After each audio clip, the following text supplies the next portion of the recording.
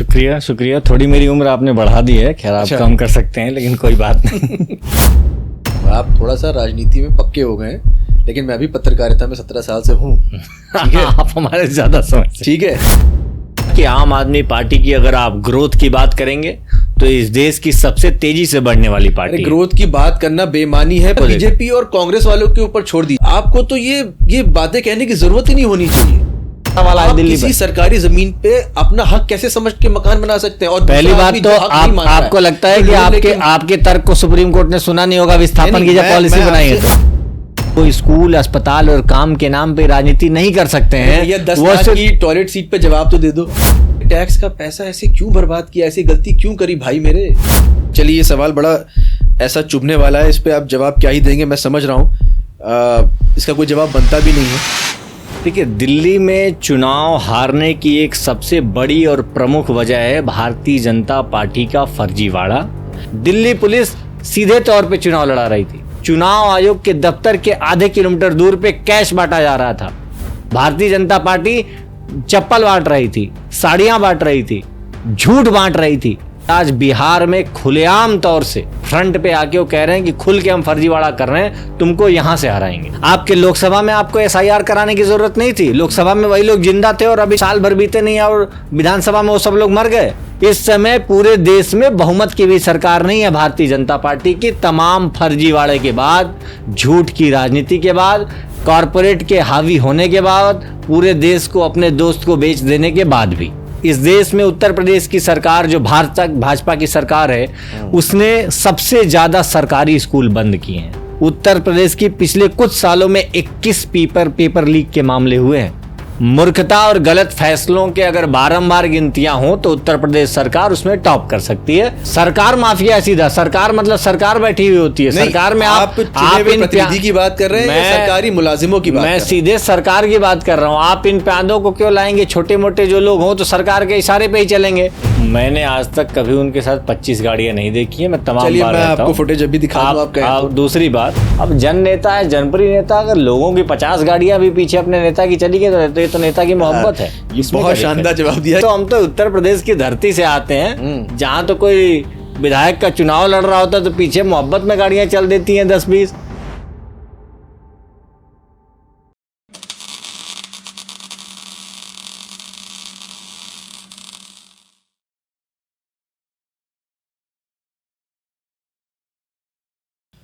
नमस्कार, मैं हूं राजीव पाठक और आप देख रहे हैं रूबरू विद राजीव। आज हमारे साथ सर्वेश मिश्रा जी एक गेस्ट के तौर पर मौजूद हैं। इनके बारे में मैं एक छोटा सा इंट्रोडक्शन दूंगा आप लोगों को। सर्वेश मिश्रा जी काफ़ी यंग हैं, मेरे ख्याल से 35-36 साल की उम्र है इनकी अभी, और आम आदमी पार्टी में नेशनल स्पोक्स पर्सन है। मेरे ख्याल से अगर हम देश की राजनीति की बात करें तो इतनी कम उम्र में पूरे एक नेशनल, आम आदमी पार्टी नेशनल पार्टी है, उसका स्पोक्स पर्सन होना, और इनके ज्ञान का जो दायरा है, यूपी से आते हैं, यूपी से लेके पंजाब, हरियाणा, जम्मू कश्मीर, गोवा, महाराष्ट्र, गुजरात, हर जगह के बारे में रिसर्च करना, घूमना फिरना। यानी कि जितने भी यूथ हमको देख रहे हैं, जो भी मेरे और इनकी एज के आसपास के लोग हैं, आप सब के लिए ये पॉडकास्ट बहुत ही ज़रूरी है सुनना, इसलिए कि आप लोग समझें कि 35 साल, 32 साल, 30 साल, 40 साल तक के लोग कितना पढ़ लिख के अपने ज्ञान को बढ़ा सकते हैं, समाज के बारे में जानकारी लेके राजनीति को चुन सकते हैं, समाज को बदल सकते हैं। सिर्फ ये सिस्टम को गाली देना ही ठीक नहीं है, राजनीति को बदलना, पढ़ना लिखना कहाँ काम आ सकता है। इसका एक बहुत अच्छा एग्जाम्पल मेरे सामने बैठा है। आपने समय दिया उसके लिए बहुत बहुत धन्यवाद। शुक्रिया शुक्रिया। थोड़ी मेरी उम्र आपने बढ़ा दी है, खैर आप कम कर सकते हैं, लेकिन कोई बात नहीं। तो कितने साल के हैं आप? नहीं, चलिए, अब आपने उम्र बढ़ा दी तो वही चलने दीजिए। चलिए, वही, क्योंकि आपका जो एक्सपीरियंस है ना, वो अब कितना भी कम करें, 35 साल से कम मैं बोल नहीं पाया। आम आदमी पार्टी ने कई लोगों को माइनर से मेजर होने के बीच में ही पॉलिटिक्स में ला दिया। ढेर सारे ऐसे लोग हैं जो बहुत कम उम्र में राजनीति में आ गए। खैर, आपने जो परिचय बचाया, शुक्रिया, काफ़ी ज़्यादा है ये। लेकिन इसके अलावा एक और परिचय है कि आम जो लोग हैं, जो इस आम आदमी पार्टी के थ्रू, आम लड़के जिन्होंने कभी राजनीति में ये सोचा भी नहीं था कि कभी आएंगे, कभी चुनाव की प्रणालियाँ समझेंगे, कभी देखेंगे, कभी सरकार में आएंगे, सरकार में जाएंगे। तो वो ज़्यादा ज़रूरी है कि युवा होने के साथ साथ एक आम युवा हूँ जो बहुत ही एक गांव से आता हूँ, पूर्वांचल के एक ज़िले से, उत्तर प्रदेश के पूर्वांचल के बलिया ज़िले से। बागी बलिया उसे कहते हैं। काफ़ी क्रांतिकारियों का ज़िला है, ऐसा ज़िला जिसको आज़ादी बहुत पहले मिल गई। और बलिया के मंगल पांडे जी हुए, चित्तू पांडे जी हुए। और बलिया की एक ख़ास कहावत है कि बलिया में, और कहावत नहीं, ये सच्चाई भी है कि बलिया में कटहल नाला है जो 6 महीना एक दिशा में बहता है और 6 महीना दूसरी दिशा में बहता है। तो बलिया बहुत ही क्रांतिकारी जगह है। चंद्रशेखर जी को आप याद कर सकते हैं। तो एक बलिया के आम से किसी गांव के लड़के को आम आदमी पार्टी ने मौका दिया है, तो ये शुक्रगुजार हूं मैं आम आदमी पार्टी का। नहीं, देखिए, ये आपने जो बात बोली, मेरा पहला सवाल भी यही था कि आप बहुत यंग हैं। 35-36 मैंने बोला, चलिए हो सकता है आप 32 के आसपास के हों या 30 के आसपास के हों। तो आम आदमी पार्टी ने आपको स्पोक्स पर्सन सिर्फ कैमरे के सामने बिठाने के लिए बनाया है कि पार्टी में आपकी कोई सुनता है, चलती है कि नहीं? देखिए, पार्टी में तो बहुत समय से हम लोग, पार्टी में स्पोक्स पर्सन की बात नहीं है। हम लोग पार्टी का सब काम कर लेते हैं। हम लोग कार्यक्रमों में टेंट भी लगवा देते हैं। कार्यक्रमों में ठीक है, अन्ना आंदोलन से लेकर, इस पार्टी में अन्ना आंदोलन से लेकर आज तक है। और इस पार्टी ने राजनीतिक और सामाजिक तौर पर बढ़ने के ढेर सारे मौके दिए हैं। और पार्टी में ऐसे ऐसे कई ऐसे कामों को हम लोगों ने किया है कि जो कि ये समझ में आता है कि एक राजनीतिक विकल्प को ही चुन के वो उस बेहतर काम को हम लोग कर पाए। नहीं, मैं फिर अपना सवाल दोहराऊंगा। आप थोड़ा सा राजनीति में पक्के हो गए हैं, लेकिन मैं भी पत्रकारिता में 17 साल से हूँ, ठीक है? आप हमारे ज़्यादा समझ, ठीक है। तो मैं फिर अपना सवाल दोहराता हूँ। स्पोक्स पर्सन का जो काम होता है वो ये होता है कि जनता के बीच में पार्टी की बात को रखना, और फिर जो वहाँ से बातचीत, जो मैसेज मिले, उसको वापस पार्टी के सीनियर जो नेता हैं उनके पास जाके बताना और उनको समझाना कि देखिए जनता का ये फीडबैक आ रहा है। देखिए, स्पोक्स पर्सन का काम होता है, टू एंड फ्रो होता है। सिर्फ ये नहीं कि सिर्फ जाने की फ्लाइट है, वापसी की भी है। देखिए, तो आप इतने यंग हैं, नेशनल लेवल पे जाते हैं, मीडिया से बात करते हैं, यूथ रैलीज करते हैं, जो आप सुनते हैं, जो फीडबैक लेते हैं, आपकी कोई सुनता है पार्टी में, या कहते हैं अभी बच्चे हो, अभी सिर्फ कोई भी सुनते नहीं है? इस देश में सबसे ज्यादा तेजी से बढ़ने वाली पार्टी, राष्ट्रीय पार्टी बनी तो आम आदमी पार्टी। बिल्कुल सही बात। और देखिए, कोई भी पार्टी या कोई भी संगठन अगर जमीन से एक्चुअल फीडबैक को लेकर ऊपर नहीं आएगी तो कभी ग्रोथ कर ही नहीं पाएगी। तो आम आदमी पार्टी, देखिए, किसी भी पार्टी या संगठन के 2 दायरे होंगे। एक तो वो होंगे जो बाहर होंगे, पर अनुशासन के अंदर रह के हमें पार्टी के अंदर जो सच्चाइयां, जो कमियां होती हैं, हर एक पार्टी देखती है, बिल्कुल, और उन पर काम करती है। और ये निश्चित तौर पे रोजाना हम लोग करते हैं। बल्कि आप तो कह रहे हैं, कभी कभी हम तो कह रहे हैं हम ये काम रोजाना करते हैं कि अभी यहाँ पे ये काम ठीक हुआ, यहाँ पे ज़रूरी है, इन मुद्दों को और उठाने की ज़रूरी है, इन मुद्दों को इस तरीके से उठाना चाहिए जिससे जनता समझ में आएगा, कम्युनिकेशन को हमें और बेहतर करना चाहिए। तो ये सब मामले, मतलब ये तो आप जो कह रहे हैं कि ये नेचुरल है इस पार्टी में, कि जो काम हम नहीं करते तो हम यहाँ तक बढ़ते नहीं, और अब हम उसको और बेहतर तरीके से कर रहे हैं क्योंकि इस पार्टी को और आगे लेकर जाना है। इस पे एक क्रॉस क्वेश्चन है, लेकिन मैं थोड़ी देर बाद पूछूंगा। अब वो सवाल जिसको लोग चाहते हैं कि मैं ज़रूर पूछूं, और आप जानते भी हैं कि हर कोई पूछ रहा है आपसे, दिल्ली में चुनाव हारने की वजह जो आपको समझ में आती है, जो पार्टी ने इंट्रोस्पेक्ट करके, आत्ममंथन करके समझी हो कि पार्टी क्यों हार गई इतने अच्छे जनादेश के बाद भी। देखिए, दिल्ली में चुनाव हारने की एक सबसे बड़ी और प्रमुख वजह है भारतीय जनता पार्टी का फर्जीवाड़ा। भारतीय जनता पार्टी, चुनाव आयोग, दिल्ली पुलिस, एलजी का मिला जुला गठजोड़। इसको मैं बहुत तार्किक तरीके से बिंदुवार एक एक चीजों में समझा रहा हूँ। देखिए, दिल्ली में जो हम लोग हारे, 2 लाख के तकरीबन वोटों से हारे। अभी आपने एक आंकड़ा देखा होगा कि पूरे दिल्ली में 4.5 साल में जो वोट बढ़े वो 4 लाख थे, और आखिरी के महीने में 6 महीने में जो वोट बढ़े वो 4 लाख थे। रोजाना हम लोगों ने वोट का फर्जीवाड़ा हर दिन मुद्दा उठाया। आप वरिष्ठ पत्रकार, आपने देखा होगा, डेली हम लोग करते कर रहे थे बार। इनके बड़े बड़े नेताओं के घरों में जो लोकसभा में 3-3 लोग रहते थे, 6 महीने बाद 28-28, 30-30 लोग रहने लगे। एक विधानसभा जो अरविंद केजरीवाल जी की नई दिल्ली की विधानसभा है, पुराने चुनाव में 1,46,000 वोट थे, इस बार के चुनाव में 1,06,000 वोट है। मैं दर्शकों से कहना चाहता हूं, सब लोग जाके चुनाव आयोग की वेबसाइट पे चेक कर लो। आपने दिल्ली का कानून बदल दिया, जो सुप्रीम कोर्ट ने कहा कि ट्रांसफर पोस्टिंग का अधिकार अधिकारियों को होना चाहिए? आपने कहा नहीं, इसके लिए तो आम आदमी पार्टी लड़ रही थी, इनको मिल जाएगा, फिर पूरी सरकार ये लोग चलाने लगेंगे। आपने संसद के अंदर काला कानून लाके दिल्ली का अधिकार छीन लिया। आपने एमसीडी की पावर भी एलजी को दे दी। आपने दिल्ली के काम रोककर दिल्ली का चुनाव लड़ा है, और अब तो इस परिणाम के थोड़े दिन ही हुए हैं और दिल्ली की जनता देखिए, जो अरविंद केजरीवाल जी कहते थे वही हो रहा। तो ये यही सब फर्जीवाड़े हैं मुद्दे। दिल्ली पुलिस सीधे तौर पे चुनाव लड़ा रही थी। चुनाव आयोग के दफ्तर के आधे किलोमीटर दूर पे कैश बांटा जा रहा था, और कैश में भी बताया जा रहा था कि हिंदू हो तो कम पैसा मिलेगा, मुसलमान हो तो ज्यादा पैसा मिलेगा। भारतीय जनता पार्टी का था। भारतीय जनता पार्टी चप्पल बांट रही थी, साड़ियां बांट रही थी, झूठ बांट रही थी। नहीं, इसमें तो केजरीवाल जी का पिछले चुनावों में भी ऐसा आरोप था। तो उन्होंने एक बहुत ही वायरल एक स्टेटमेंट दिया था कि पैसे बीजेपी वाले दें तो ले लेना, वोट मुझको देना, और लोगों ने शायद वैसा किया भी। पिछले निश्चित तौर पे इस बार भी हमने कहा कई ऐसे आरोप लगे, लेकिन जब आप लोगों के वोट ही नहीं रहने दोगे, जब आप लोगों के वोट ही नहीं रहने दोगे तो लोग वोट कहां से देंगे? मैं तो कह रहा हूं, मेरे आंकड़ों को आप वेरीफाई कर लीजिए कि दिल्ली में 4.5 साल में कितने वोटर बढ़े और 6 महीने में आखिरी के कितने वोटर बढ़े। आप अरविंद केजरीवाल जी की विधानसभा में पिछली बार कितने वोटर थे, इस बार कितने वोटर हैं, ये तो हमारा कोई आंकड़ा नहीं है। चुनाव आयोग की वेबसाइट पे आप देख लीजिए।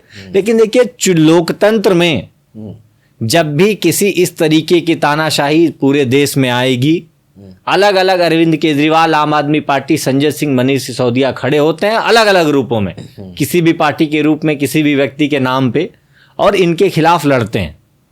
तो देश में एक तरीके से फर्जीवाड़े का प्रचलन चला पड़ा है, जो कि बिहार के एसआईआर के प्रोसेस में पूरी तरीके से दिख रहा है। भारतीय जनता पार्टी ने अंदर ही अंदर चुनाव का फर्जीवाड़ा मैनेज किया, और आज बिहार में खुलेआम तौर से, मतलब खुलेआम फ्रंट पे आके वो कह रहे हैं कि खुल के हम फर्जीवाड़ा कर रहे हैं, तुमको यहां से हराएंगे। लेकिन लोकतंत्र में मौका है। देखिए, दिन सबका आता है। बड़े बड़े तानाशाह इस देश से चले गए, 400 सीटों वालों को अलविदा कह दिया इस देश ने, और उनको सबक सिखा दी कि आप कहाँ हैं, उनको पता चल गया। इनको भी वो पता चल जाए। चलिए, आपने ये बात कही कि दिल्ली में इन्होंने पुलिस के द्वारा चुनाव लड़वाया, इलेक्शन कमीशन के द्वारा किया। ये आंकड़ा आपका सही है कि चुनाव से ऐन पहले वोटर्स की संख्या एकदम से बढ़ी, लेकिन ये दिल्ली में इन्होंने किया जब इनकी पूरी तरीके से होल्ड नहीं था। चलिए मानते हैं होम मिनिस्ट्री का था, एलजी के थ्रू था, लेकिन आपकी सरकार थी, आपके मुख्यमंत्री थे, आप बोल सकते थे। गुजरात में इनकी सरकार कई सालों से, कई दशक अब कह सकते हैं, ठीक है। इसके अलावा केंद्र भी पूरी तरह से हावी है, राज्य सरकार भी भाजपा की ही है। गोपाल इटालिया आपका कैंडिडेट कैसे जीत गया? अगर इतना ही वहाँ भी गुजरात की पुलिस, अगर आप कहेंगे तो चुनाव लड़वा रही होगी। अगर जैसे आप कह रहे हैं, हम ये नहीं कह रहे हैं कि पुलिस कहीं पे सम्मिलित है, ये तो पॉलिटिकल बयान है, जब तक कोई इंक्वायरी में ना आए।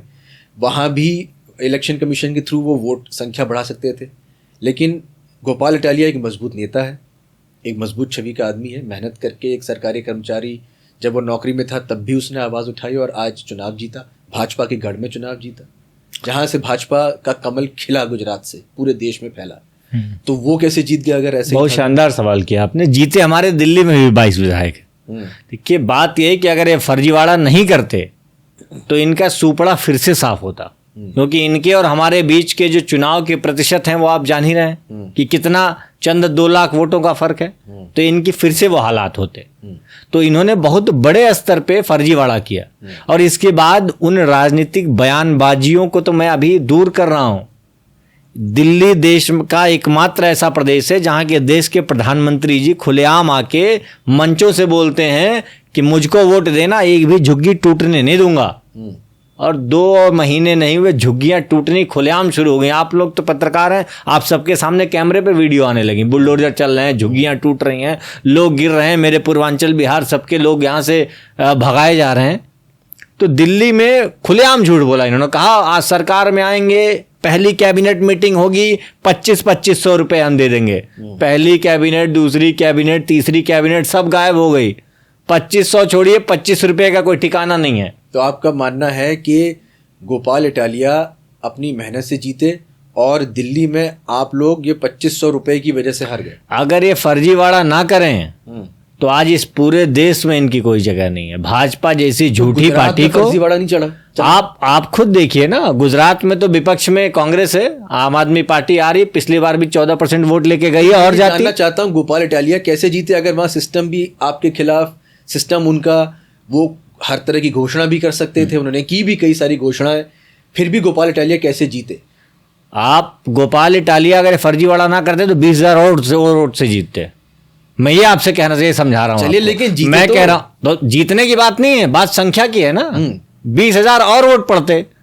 अगर ये पूरे देश में फर्जीवाड़ा बंद कर दें तो भारतीय जनता पार्टी के कैंडिडेट कई गुना से हारना शुरू कर देंगे। आपने कहा 22 MLA हमारे अभी भी जीते, आतिशी वो जीत गई, ठीक है, वो चीफ मिनिस्टर थी कुछ समय के लिए, सब जानते हैं ये, और ये हम ओपनली कह भी सकते हैं कि अरविंद केजरीवाल स्टेप डाउन कर गए थे, लेकिन कहीं ना कहीं अरविंद केजरीवाल के ही हिसाब से सरकार चल रही थी। आतिशी सीएम थी, लेकिन सुपर सीएम अरविंद केजरीवाल थे। आतिशी जीत गई, अरविंद केजरीवाल जी हार गए। अगेन आतिशी कैसे जीती, जबकि उनके खिलाफ रमेश बिधूड़ी जैसे नेता थे, उनके बारे में मैं बहुत सारे कैसे जीती तो मैंने आपको पूरे आंकड़े में बता दिया। चुनाव में जीत और हार तो एक एक वोटों पे जाएगी, एक वोट भी गई तो मैं आपको बताया कि अगर ये भारतीय जनता पार्टी फर्जीवाड़ा नहीं करती तो और कितने वोटों पे हम आ जाते। नहीं तो आतिशी कैसे जीती? अरे आप ये भी तो बताइए, आप खुद सोचिए, कोई छोटा मोटा कैंडिडेट नहीं, अगर वो अभी 600 वोट से जीती, जीत जाते, अगर ये फर्जीवाड़ा ना करते तो कम से कम 20,000 30,000 वोट से जीतती। अगर पूरे दिल्ली में फर्जीवाड़ा नहीं करते तो 20-30 हजार वोट से जीतती हो। भारतीय जनता पार्टी हर तरफ वोट का फर्जीवाड़ा कर रही है।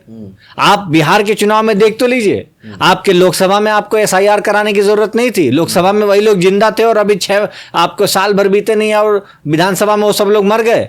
आपकी राज्य की सरकार आंकड़े जारी कर रही है, हर 6 महीने पे आपका गृह मंत्रालय आंकड़ा जारी करता है और वो ये बताता है कि इतने लोग मृतक हैं। आप खुद कह रहे हो कि हमारी सरकार के आंकड़े फर्जी हैं। देखिए, लोकतंत्र में जब इस तरीके से तानाशाही आएगी, लोग फर्जीवाड़ा करेंगे तो इन्हीं सब रूप में आएगा और उसके परिणाम आएंगे। क्षणिक रूप से हो सकता है कि एक बार हम आम आदमी पार्टी हार जाएगी, पर मेहनत करेंगे, इनकी सच्चाइयों खोलेंगे, इनकी पोल खोलेंगे। पूरे देश में फर्जी ब्रांड मोदी के नाम पे लोगों ने एक ब्रांड इकट्ठा बना रखा है जिसका कुछ नहीं, जिसका पुलिंदा पिछले चुनाव में ही फूट चुका है। वो एक फर्जी गुब्बारा फैलाया गया था, brand Modi brand Modi brand Modi. 400 seat आएगी 400 सीट आएगी और 240 पे अटक गए। इस समय पूरे देश में बहुमत की भी सरकार नहीं है भारतीय जनता पार्टी की। तमाम फर्जीवाड़े के बाद, झूठ की राजनीति के बाद, कॉरपोरेट के हावी होने के बाद, पूरे देश को अपने दोस्त को बेच देने के बाद भी यही चीज भाजपा के प्रवक्ता कहते हैं। जो आपने आरोप लगाया कि भाजपा ने झूठ फैलाया, तो मोदी जी के इस बार ब्रांड मोदी के कमजोर पड़ने के पीछे वो कहते हैं कि आप लोगों ने झूठे आरोप लगाए कि ये अडानी की सरकार है, ये अंबानी नहीं तो आप बताइए कैसे सरकार है, उद्योगपतियों की सरकार है। नहीं तो मैं तो आपसे कह रहा हूं, वो भी कहते हैं। आप हमसे पूछिए, मैं बताता हूं कैसे अडानी की सरकार है। बताइए। देश का कोई एक बिजनेसमैन बता दिए जिसके नाम से पोर्ट भी हो, जिसके नाम से एयरपोर्ट भी हो, जिसके नाम से जमीन भी हो। बड़े से बड़े जो बिजनेसमैन है, आप आ रहे हो, आप 2014 से पहले 37,000 करोड़ की एक व्यक्ति की संपत्ति थी, आपके 10 साल की सरकार में वो 15 लाख करोड़ की संपत्ति हो गई। वो आखिर में एक ही बिजनेसमैन की ग्रोथ कैसे हो रही? कौन सा बिजनेसमैन आ रहा? और वो भी ऐसा बिजनेसमैन जिसके आपके दोस्त डोनाल्ड ट्रंप ने कह रखा है देश में घुसना मत, जेल में गिरफ्तार कर दूंगा। आप लड़ने नहीं जा रहे हो वहां उसकी सच्चाई के लिए, आप अपने दोस्त की लड़ाई ट्रंप से लड़ने नहीं जा रहे हो, वहां नहीं आप बता रहे हो। तो आप कहेंगे तो पक्का नहीं तो आप बताओ, आपका दोस्त इतना सही है तो आप इस देश में आप कह रहे हैं कि वो दोस्त है, ठीक है, आप आरोप लगाते हैं कि तुम सपोर्ट करते हो, दूसरी तरफ आप कह रहे हैं कि जाओ उसके लिए लड़ने अमेरिका। नहीं, मैं कह रहा हूं क्यों नहीं जा रहे हो, आपका दोस्त इतना सही है तो अगर लड़ने जाएंगे तो आप आरोप नहीं, आरोप तो छोड़िए, आप अपने दोस्त के लिए आप कहिए तो जाके लड़िए तो उनके लिए। आप इस देश में एक व्यक्ति को आप पूरे देश की संपत्तियां दे रहे हो, अमीर और को और अमीर करते जा रहे हो। चंद अमीर लोगों की अमीरी इस पूरे 10 साल के कार्यकाल में बहुत ज्यादा बढ़ गई। पर कैपिटा इनकम पूरे देश में बहुत घट गई। इस देश में मतलब जीरो इनकम पे 20 करोड़ लोग, आप सोच सकते हैं कि भुखमरी के उस पे हों कि जिनके पास बिलो पॉवर्टी लेवल इस देश में जी रहे हो। आप खुद कह रहे हो 84 करोड़ लोगों को हम 5 किलो अनाज फ्री में दे रहे हैं। जी, ये तो एक बहुत सही डेटा इन्होंने बताया। ये हिंदुस्तान दुनिया का एक मात्र ऐसा देश है जहां 80 करोड़ से ज्यादा लोगों को मुफ्त अनाज देके जिंदा रखा जा रहा है। आप इसी बात को सोचिए कि सरकार खुद कह रही है, इसका मतलब अच्छा मुफ्त अनाज किनको दे रहे हो? जिनके पास BPL कार्ड है, जिनके पास एक आमदनी उससे एक आय से नीचे है, तो आप खुद इन आंकड़ों को जारी कर रहे हो। तो आप कुछ अमीर लोगों को सब कुछ देते जा रहे हो और उसके अलावा नीचे के लोगों को कुछ नहीं सोच रहे हो। एसएससी के स्टूडेंट्स महीनों महीनों प्रोटेस्ट करते जा रहे हैं। उत्तर प्रदेश की पिछले कुछ सालों में 21 पेपर लीक के मामले हुए हैं। और सोचिए आप, एक पेपर के लिए बच्चे कितना मेहनत करते होंगे। पहले फॉर्म भरते हैं, उसका पैसा जमा करते हैं, एग्जाम देने जाते हैं, तैयारी करते हैं, एग्जाम देने जाते हैं, रिजल्ट का वेट करते हैं। आप कोई भर्तियां नहीं निकाल रहे हो, आप युवाओं के लिए कुछ सोच नहीं रहे हो। देश के जो मुख्य मूलभूत मुद्दे हैं उनसे ये सरकार भटक गई और ये सरकार चंद पूंजीपतियों के हाथ में चल रही है। और इसी का उदाहरण है कि इस देश का जो भी निचला ढांचा है वो पूरी तरीके से प्रभावित हो।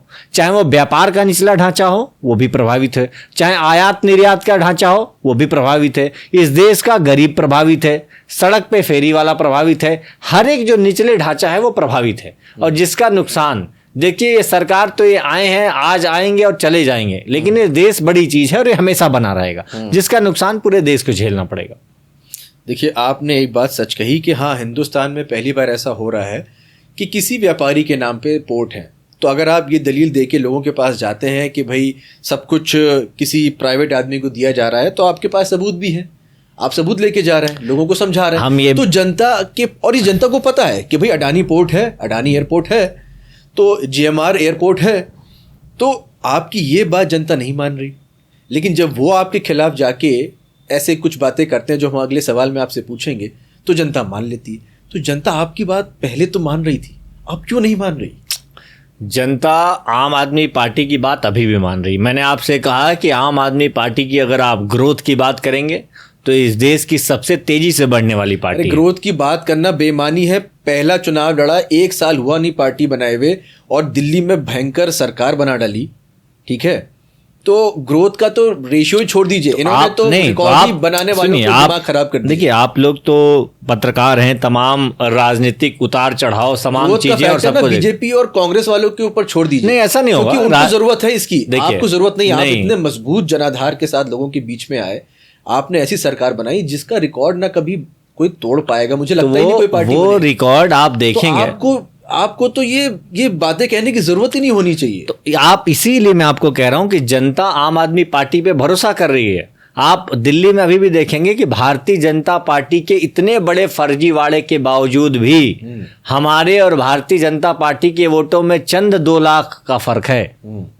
और आप भी जानते हैं कि वोट हमें तो दिल्ली की जनता ने खूब प्यार दिया।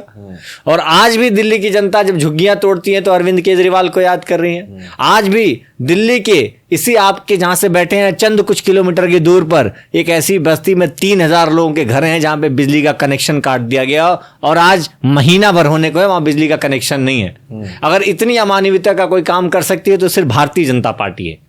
आम आदमी पार्टी इस तरीके के काम कभी जीवन में सोच भी नहीं सकती है कि जहां लोग रह रहे हों, जहां लोगों के बाल बच्चे, छोटे छोटे बच्चे स्कूल जा रहे हो, वहां बिजली का कनेक्शन काट दो, वहां पानी का कनेक्शन काट दो, और आप हवाला देते हो कोर्ट का। कोर्ट में आप उनके लिए लड़ने भी नहीं जाते हो। इन झुग्गियों पे जो बुलडोजर चला, इन झुग्गियों के बुलडोजर में वो सामने सामने लोग सब दिख रहे थे, रोते हुए लोग दिख रहे थे। 40 साल से रह रहे हैं, 40 लाख लोग दिल्ली में सिर्फ झुग्गियों में रहते हैं। मतलब आप समझिए दिल्ली का आधे से ज्यादा प्रतिशत झुग्गियों में रहता है। और आप चुनाव के समय आते हो और आप ये कहते हो कि जहां झुग्गी वहीं मकान। एक भी झुग्गी टूटने नहीं दूंगा। मैं आपको मोदी जी की वीडियो सुना दूंगा। जी, हमने खुद सुना। मोदी जी ने खुद कहा एक भी झुग्गी टूटने नहीं दूंगा। अगर देश का प्रधानमंत्री एक दिल्ली जैसे छोटे से राज्य में चुनाव जीतने के लिए खुलेआम फर्जीवाड़ा करता है, खुलेआम झूठ बोलता है, तो इससे ज्यादा शर्मनाक क्या हो सकता है? आप दिल्ली में आज दिल्ली के लोग कह रहे हैं कि अरविंद केजरीवाल जी को अब हम और करते यही सरकार रहती। कोई बात नहीं, राजनीति में हारना जीतना सब चलता रहता है। जितना जरूरत सत्ता की है उतना जरूरत विपक्ष की है। एक लंबा दौर है, इसमें हम चलते रहेंगे। लेकिन आम आदमी पार्टी अभी तक देखा जाए तो एक सफलताओं का, और इसको हम सीख के रूप में लेते हैं। आम आदमी पार्टी के जितने परिणाम रहे, सफलताओं और सीख का अलग अलग परिणाम है। पंजाब में हमारी सरकार है, गुजरात में भी आपने जिक्र किया उपचुनाव में हमारे कैंडिडेट गोपाल इटालिया जी जीते, 14% वोट हमारे पास है वहाँ, 6% वोट गोवा में है हमारे पास, अभी छत्तीसगढ़ में कुछ सीटें हमने जीती, उत्तर प्रदेश में 200 काउंसलर, और अरे कश्मीर तो बताइए। कश्मीर में हमारे डोडा में हमारे विधायक हैं, उत्तर प्रदेश में नगर पंचायतों में हमारे 11 चेयरमैन जीते, MP बताइए आप हमारे मेंबर ऑफ पार्लियामेंट्स 10 राज्यसभा में है, 3 लोकसभा में है। तो आप सोचिए इतनी बड़ी पार्टी और इतनी सफलताएं हैं, इसके साथ हम चल रहे हैं। और देखिए जो हर राजनीति में हर एक चीज, आपको भी पता है कि राजनीति में हर एक चीज जीत और हार से नहीं है। मेरा सवाल ही यहीं पे है कि आपकी पार्टी आम आदमी पार्टी जब चुनाव जीतती है तो पहली बात तो बड़े भयंकर रिकॉर्ड से जीतती है। दिल्ली में भी, पंजाब में तो मतलब 94 था, 95, ठीक है, 92, ठीक है। और इसी तरीके से गोपाल इटालिया, मतलब गढ़ में, भाजपा के गढ़ में, ऐसे MP में, ऐसे कश्मीर में आपने जब भी चुनाव लड़ा, जीते, मतलब जब भी जीते तो रिकॉर्ड बनाए, और हारे तो यूपी में सबसे बड़ा रिकॉर्ड जमानत जब्त करने का, ठीक है, आपकी सबसे ज़्यादा जमानतें जब्त हुई। कहने का मतलब यह है कि आम आदमी पार्टी को जब लोग भरोसा करते हैं तो बम्पर भरोसा करते हैं, और जब भरोसा नहीं करते हैं तो एकदम जीरो कर देते हैं, ठीक है। ये एकमात्र ऐसी पार्टी है जिसका जब भी कोई कैंडिडेट जीता है तो एकदम रिकॉर्ड ही बनाया है। मतलब आप लोग मीडियोकर वाली बात तो करते ही नहीं। ये कई बार मुझे लगता है कि ऐसा अगर आप सही से एनालिसिस करेंगे तो कई राज्यों के ऐसे चुनाव हैं, छत्तीसगढ़ का है, मध्य प्रदेश का है, इन राज्यों के चुनाव में हमारे परिणाम नहीं आए। शुरुआती दौर में हम लोग लड़े और उस तरीके के 2014 का लोकसभा का चुनाव ऐसा रहा, 4 ही सीट जीते। तो राजनीति का एक सफ़र है। भारतीय जनता पार्टी 2 सीट पहला चुनाव जीती थी, और आज भारतीय जनता पार्टी, हम तो देश थोड़ी है, वो तो दुनिया की सबसे बड़ी पार्टी है। तो आप इस तरीके की राजनीति में मतलब उतार चढ़ाव, ये सब चीज़ें, परिणाम, अलग परिस्थितियाँ, अलग मुद्दे चलते रहेंगे। राजनीतिक वाला बयान भी आपका कई लोगों को पसंद नहीं आता है, क्योंकि आप लोगों की जो अन्ना हजारे जी ने जब आप लोग के खिलाफ बोला कि चुनावों में आप लोग जा रहे हैं और इसका समर्थन मैं नहीं करता अरविंद केजरीवाल को लेके, तब अरविंद केजरीवाल ने ये नारा दिया था। मैं उस PC में था, इसलिए मैं अपना सामने देखा हुआ हाल आपको बता रहा हूँ। मुझे याद है कि हम राजनीति करने नहीं आ रहे हैं, हम राजनीति को बदलने आ रहे हैं। हमें राजनीति करने की आवश्यकता ही नहीं। ये लोग ये सारे काम जो हम कह रहे हैं कर दें तो हम चुनाव लड़ेंगे ही नहीं, हमें ज़रूरत ही नहीं चुनाव लड़ने की। अन्ना हजारे जी को ये केजरीवाल जी ने जवाब दिया था, और बड़े सम्मान के साथ दिया था। अब आप आज जो राजनीति के वो वाले बयान दे रहे होते हैं जो भाजपा, JDU, RJD, कांग्रेस सालों से सुनती आ रही है, और जिनसे नाराज़ होकर आप लोगों को लोगों ने चुनाव जिताया, और आप वही बयान देने लग गए हैं जो राजनीतिक बयान बाकी पार्टी देती हैं। जो लोग आपसे एक्सपेक्ट नहीं करते हैं, आपसे सच्चाई एक्सपेक्ट करते हैं। राजनीतिक बयानों के, ये आंकड़ों के खेलों के जो बयान होते हैं ना, हार जाने पे पहले आपके यही अरविंद केजरीवाल जी साफ साफ कबूल करते थे कि हाँ मैं जीत नहीं पाया, लेकिन अगली बार मुझे इतना मजबूत जनादेश देना कि मैं ठीक से फैसले ले पाऊँ। और फिर दिल्ली के जो दोबारा चुनाव होते हैं कांग्रेस से गठबंधन के गलती के बाद, तो बम्पर आपको सीटें मिलती है। पंजाब में आपने यही बयान दिया कि अगर मुझे सीट देना तो पूरा बम्पर देना, जैसे मैं ठीक से फैसले ले सकूँ, और जनता ने आपकी बात मानी।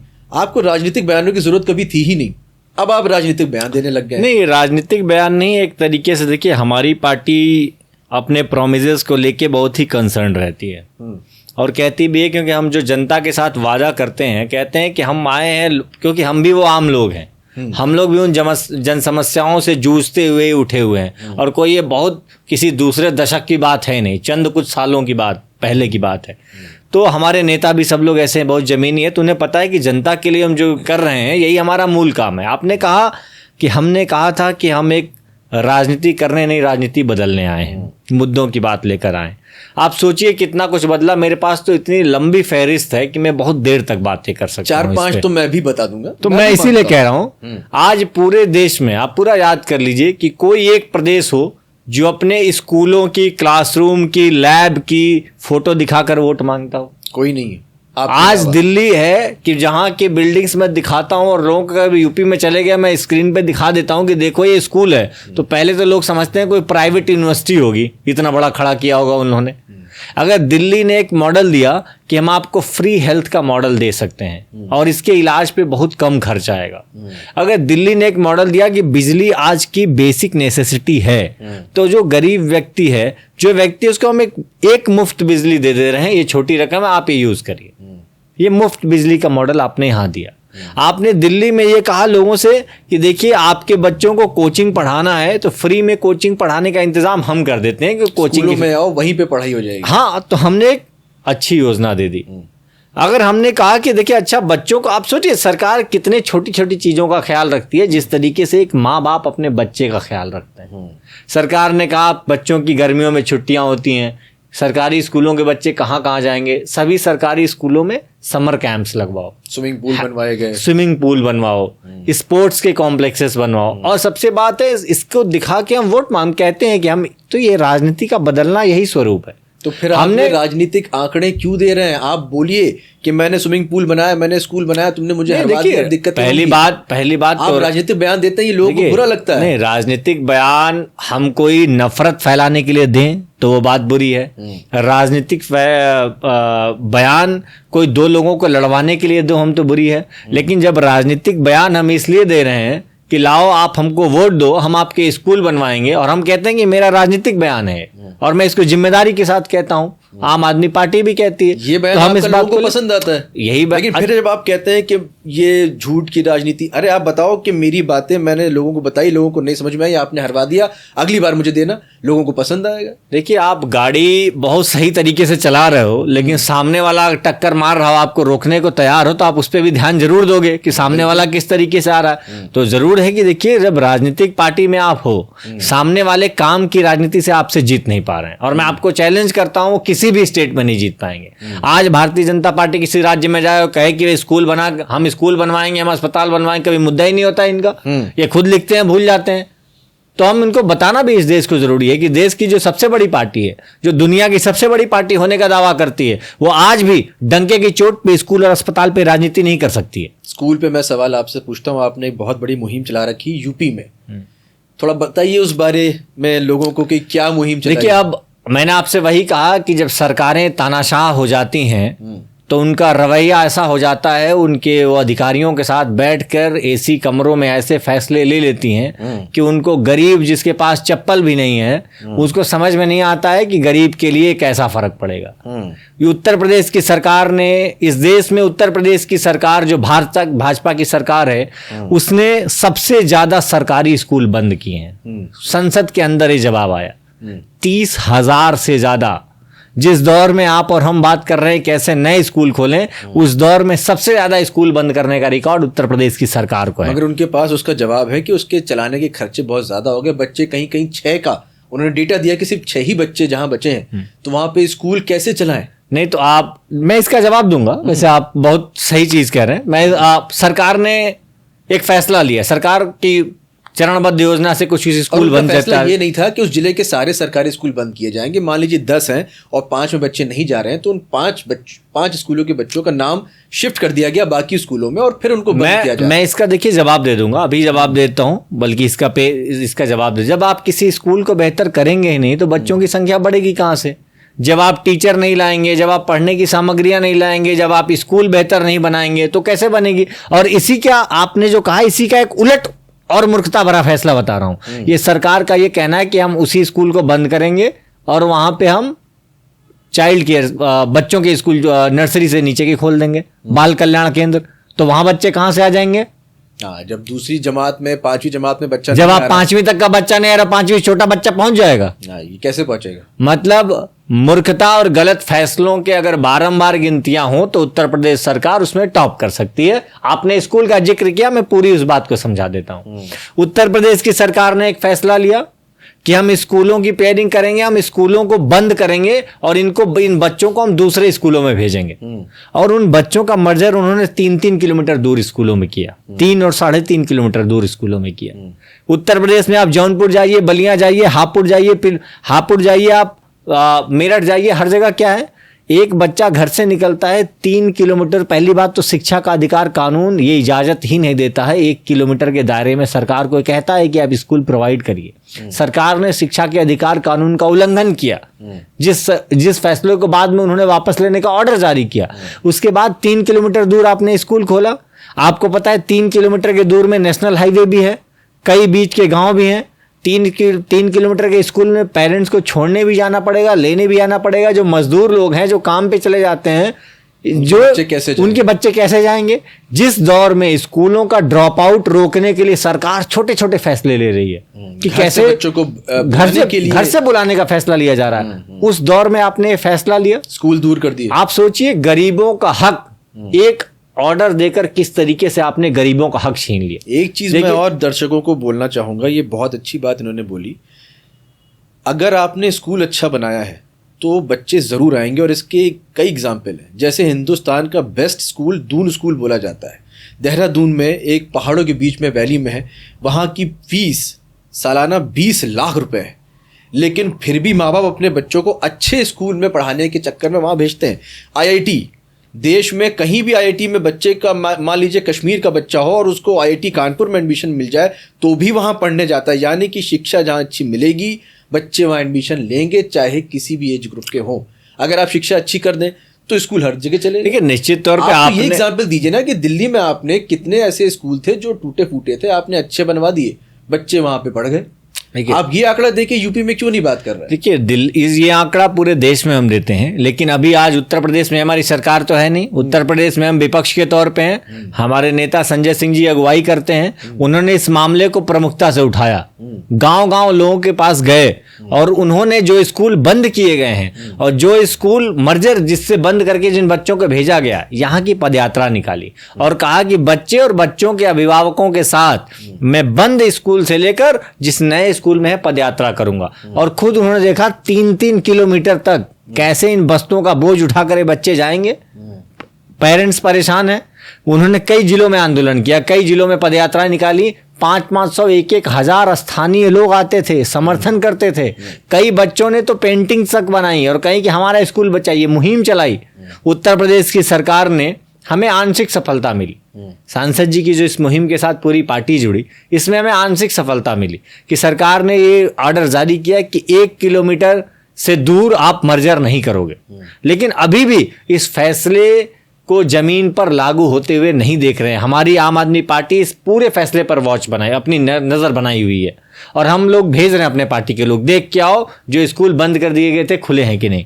और इसको अंदाज आप ये समझिए कि इस एक फैसले से गरीब लोग कितने प्रभावित हुए। और आपने अभी उदाहरण दिया, 2 स्कूल, अमीरों के लिए अच्छा स्कूल बन जाते हैं। अमीर लोग पहाड़ों पर भी भेज सकते हैं, अमीर लोग चांद पे भी भेज सकते हैं। लेकिन सरकार की जिम्मेदारी ये है कि सरकार उनके गांव में एक स्कूल दे पा रही है कि नहीं। ये बच्चे ऐसे हैं कि ये स्कूल यूनिफॉर्म जो मिल जाती है उसी को नया कपड़ा पहन के शादियों तक में शामिल हो जाते हैं। ये उस गरीबी की बात हो रही है। ये बचपन में हमारा भी कल्चर था। हम स्कूल में जब थे 5वीं क्लास में, 6ठी क्लास में, तो माँ बाप के साथ अगर किसी शादी ब्याह में जाते थे तो बड़े शान के साथ, बड़े खुशी के साथ स्कूल के जो कपड़े होते थे, हमारी ड्रेस होती थी या कोट होता था, उसमें हमारा बैच भी लिखा रहता था, हम किस स्कूल के, हम बड़े शान से जाते थे। लेकिन राजीव जी आप शान से जाते होंगे, हम केंद्रीय विद्यालय, आप अच्छे स्कूलों में पढ़ते हैं, लेकिन मैं आपको सरकारी स्कूल का पढ़ा हूं। हाँ, लेकिन केंद्रीय विद्यालय भी अच्छे, शुरुआत से ही अच्छे, बहुत अच्छे और बढ़िया स्कूलों में आता है विद्यालय। नहीं, फीस से उसका कोई लेना देना नहीं है। केंद्रीय विद्यालय का एक शुरुआत से स्तर रहा है। केंद्रीय विद्यालय हो, नवोदय विद्यालय हो, नेतरहाट हो, तो सरकारी स्कूल है। लेकिन इन सरकारी स्कूलों के हालात क्या है आप जानते ही हैं। इन सरकारी स्कूलों में नमक और रोटी मिड डे मील में खिलाई जाती है। इन सरकारी स्कूलों में बाउंड्री वॉल नहीं है। उत्तर प्रदेश के अभी एक सर्वे आया है,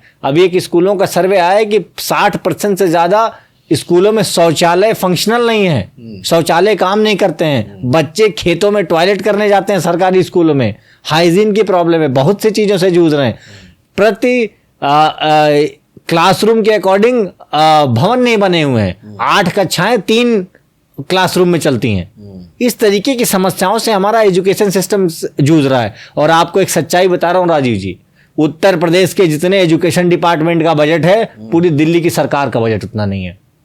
आप खुद सोचिए कहां जा रहे हैं, सरकारें क्या कर रही हैं। दिल्ली, आपकी सरकारों की प्राथमिकताएं अलग अलग हैं। आपको लगता है कि स्कूलों के बच्चों के नाम पे वोट नहीं आ पाएंगे, हम लड़ाएंगे 80 और 20 करेंगे तो तुरंत वोट मिल जाएंगे हमको, तो आप उनके नाम पे वोट इकट्ठा करिए। आम आदमी पार्टी कहती है कि हम बच्चों के स्कूल के नाम पे राजनीति करेंगे, हम बच्चों के स्कूल बंद नहीं होने देंगे, और हम कहते हैं हमारे साथ आओ, हम आपकी लड़ाई को लड़ेंगे। हम कहते हैं कि आप अच्छे शिक्षण संस्थान बनाओ, नहीं तो private engineering college, private MBA colleges की भरमार होती जाएगी। आज गांव के लोग क्योंकि आप नौकरी के बाद, आप पढ़ने के बाद रोजगार दे नहीं रहे हो।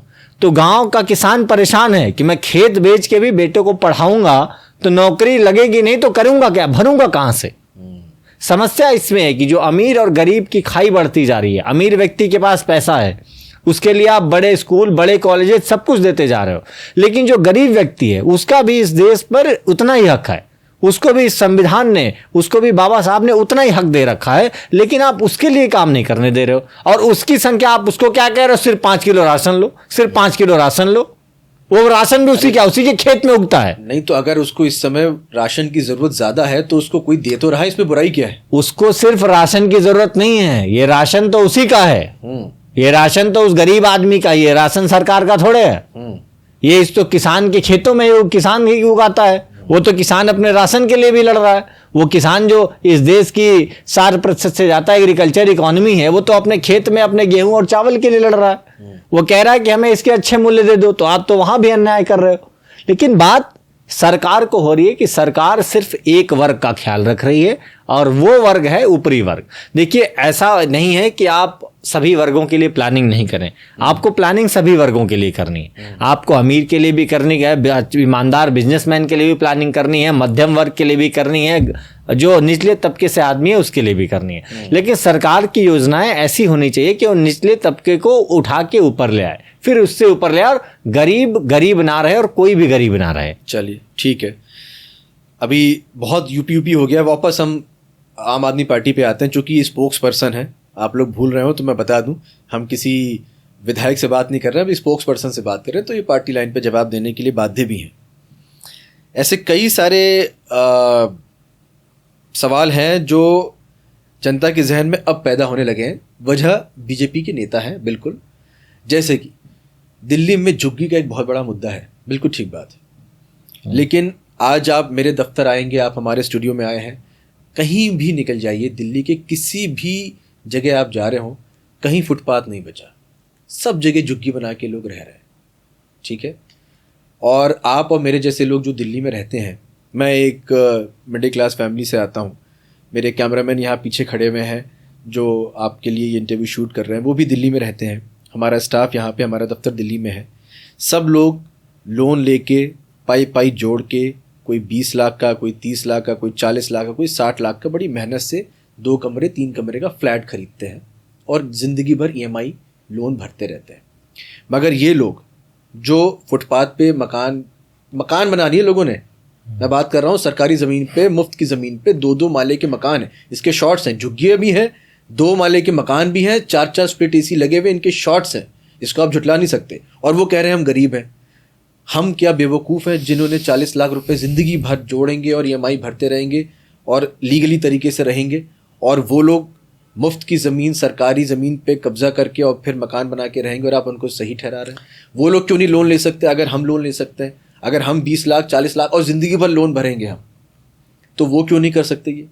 देखिए, और अगर वो ये नहीं कर सकते हैं तो वो ऐसी जगह पे जाके क्यों रह रहे हैं जहाँ पे वो चीज़ उपलब्ध नहीं? जैसे कि मैं लुटियन जोन में 200 करोड़ का बंगला नहीं खरीद सकता हूँ, तो मैं वहाँ रहने के सपने भी नहीं देखता हूँ। मैं अगर दिल्ली के किसी ऐसे इलाके में रह सकता हूँ जहाँ 40 लाख का फ्लैट मिलता है, तो मेरा सपना भी वहीं तक है और मैं वहीं जाके कोशिश करता हूँ। मैंने वहीं के लिए लोन लिया है। लेकिन ये लोग आपको लुटियन जोन में भी मिल जाएंगे, जो लोग कब्जा करके झुग्गी बना रहे हैं, आपको मंडी हाउस के इलाकों में मिल जाएंगे, आपको पुरानी दिल्ली में मिल जाएंगे, आपको डिफेंस कॉलोनी, लाजपत नगर, जहाँ पे 1 गज ज़मीन 8 लाख रुपए से शुरू होती है, आपको वहाँ पे झुग्गियाँ बनी हुई दिख जाएंगी, और इनको फ्री में वहाँ रहना है। क्यों? मैं राजनीति बयान की बात नहीं कर रहा हूँ, मैं एक आम आदमी हूँ। 40 लाख का फ्लैट जिंदगी भर लोन भरूंगा, और ये उससे कहीं गुना महंगे इलाके में फ्री में रह रहे हैं, और 40 साल से रह रहे हैं। पहले तो 40 साल का किसी ने इनसे किराया नहीं मांगा। मैं तो कहता हूँ वही एक एहसान है। देखिए, पहली बात तो ये किसी एक व्यक्ति के विचार पे नहीं, सुप्रीम कोर्ट की क्लियर गाइडलाइन है। कोई व्यक्ति कानून से ऊपर तो है नहीं जी। तो कानून ने सब कुछ को, कोर्ट में लंबा केस चला होगा, इस कोर्ट न्यायपालिका ने सब कुछ को लेके एक फैसला दिया होगा, और ये इस देश के और तमाम दुनिया के सामंती लोगों की बहुत ही घटिया विचारधारा है। पहली बात तो मैं बता दूं, दिल्ली में कोई भी व्यक्ति फुटपाथ पे अपने मन से घर नहीं बना सकता है। इस फर्जी और झूठा मामला है। तो ये सब कैसे? मैं आपको बता रहा हूं, आप सुनिएगा।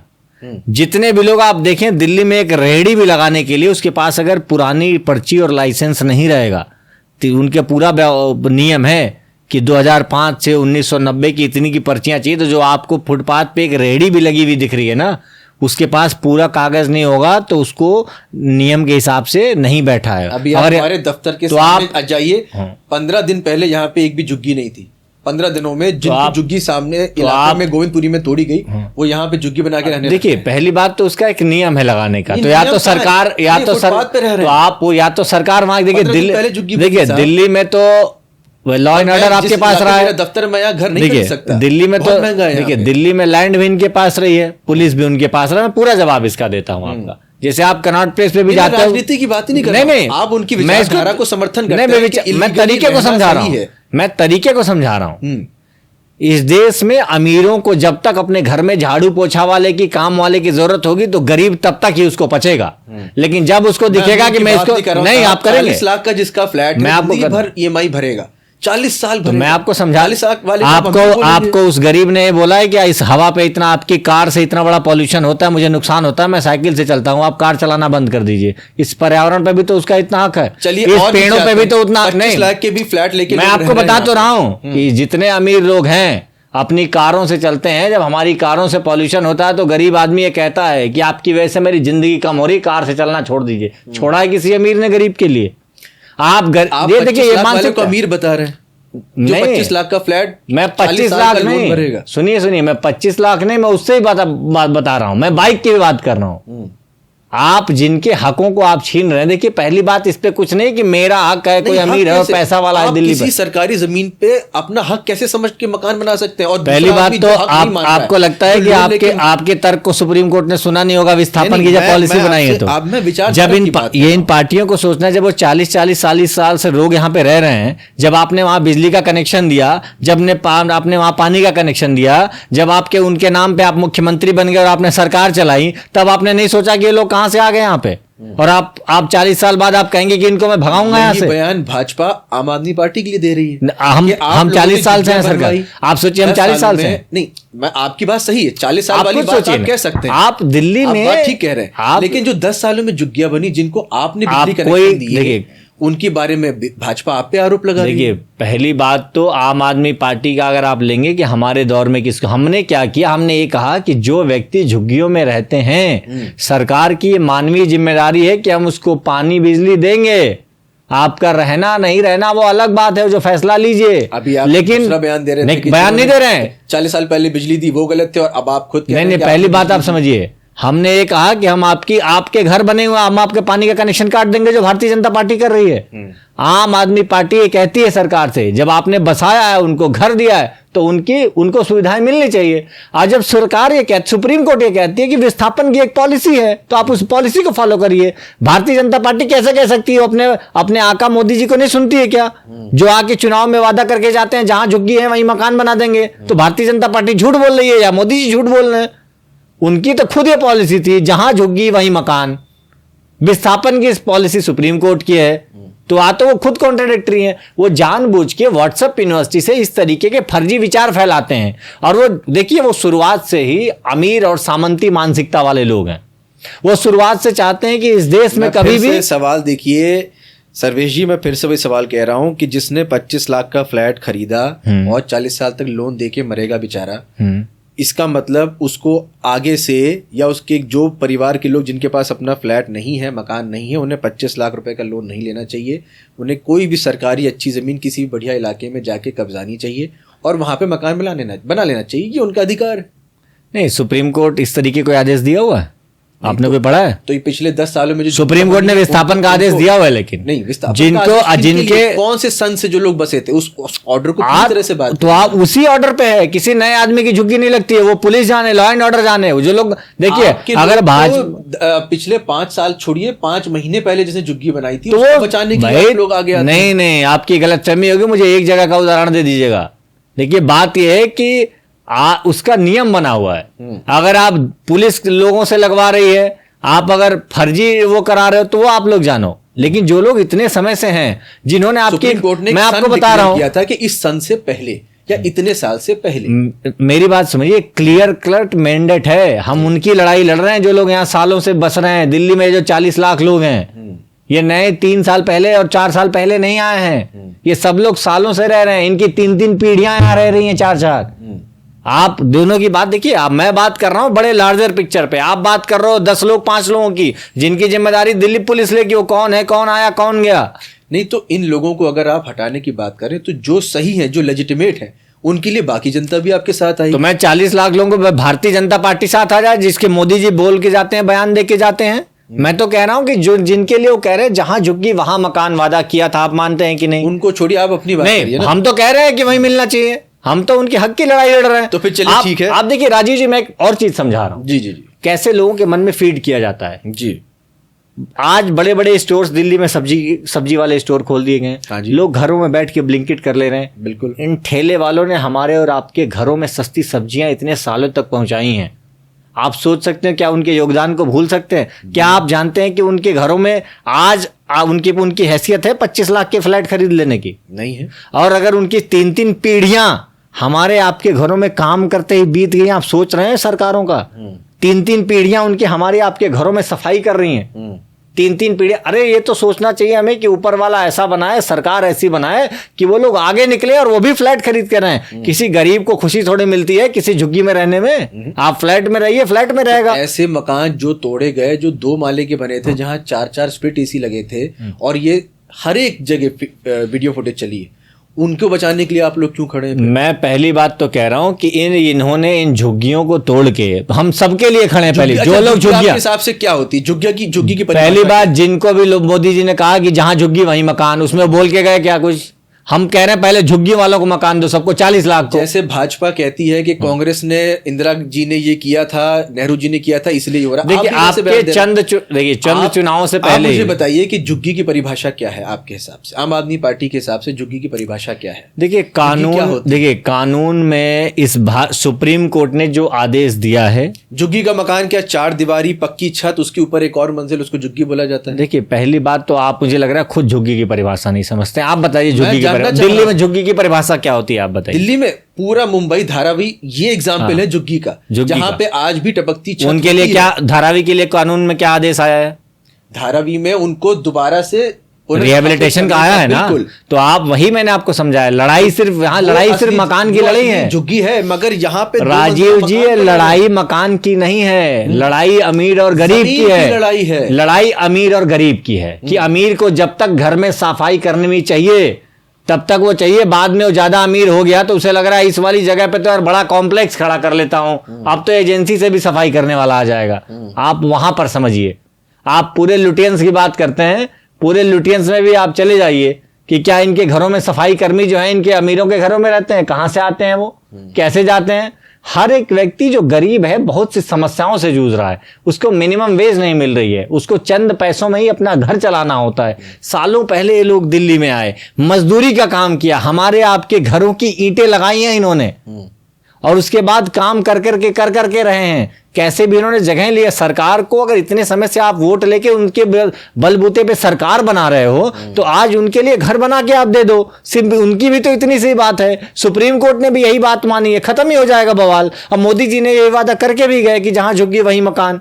कुछ लोगों को उन्होंने फर्जी आके चुनाव में दे के भी चले जाते हैं कि हम दे रहे हैं, तो आप सब दे दो ना। आप मात्र 5,000 लोगों को मकान देकर गए, चाहिए 40 लाख लोग हैं दिल्ली में। सिर्फ इतनी सी बात है, बवाल ही खत्म हो जाएगा। जहां झुग्गी है वहां मकान बना दो, फिर उसके बाद किसी भी व्यक्ति को आने नहीं दो।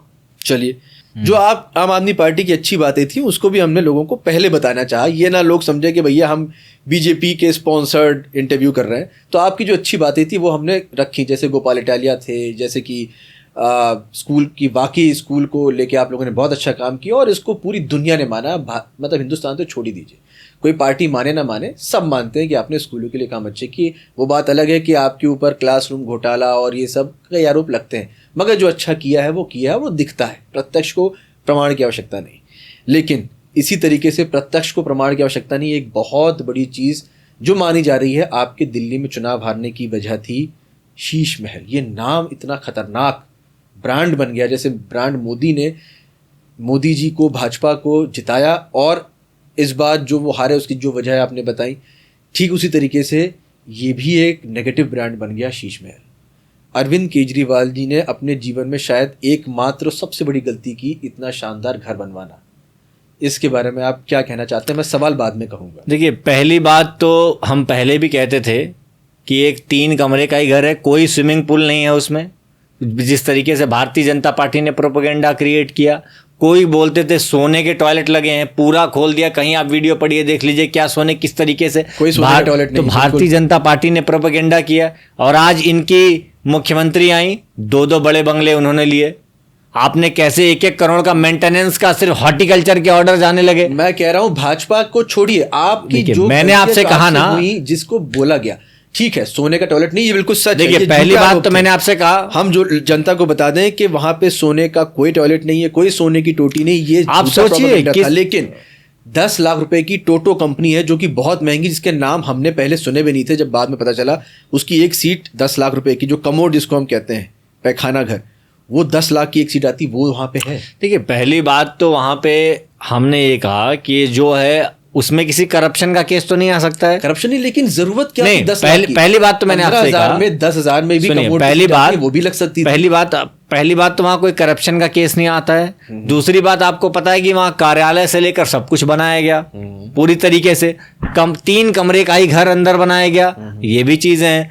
उसके अलावा और दूसरी बात ये भी था कि भाई जो भी मुख्यमंत्री रहेगा वही रहेगा, कोई ऐसा तो उसमें एक भी, आप भी सरकारी नियमों को जानते होंगे, अगर कोई एक कुर्सी भी है तो आप मुख्यमंत्री नहीं रहेंगे तो कुर्सी आपको वहीं छोड़ के आनी होगी। बिल्कुल बिल्कुल। तो कोई इस तरीके का मामला नहीं रहा।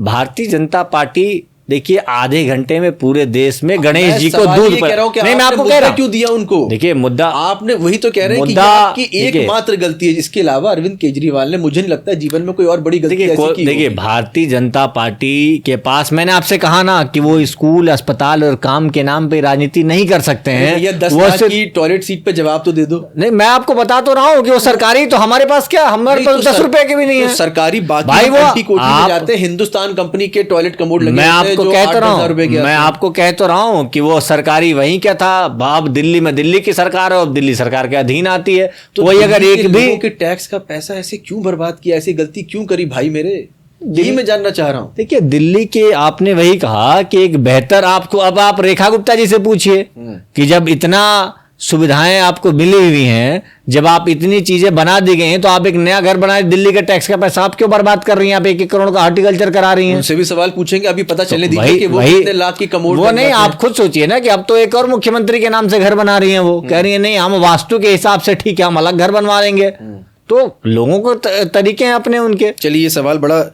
ऐसा चुभने वाला है, इस पर आप जवाब क्या ही देंगे मैं समझ रहा हूँ, इसका कोई जवाब बनता भी नहीं है, लेकिन चलिए कोई बात नहीं।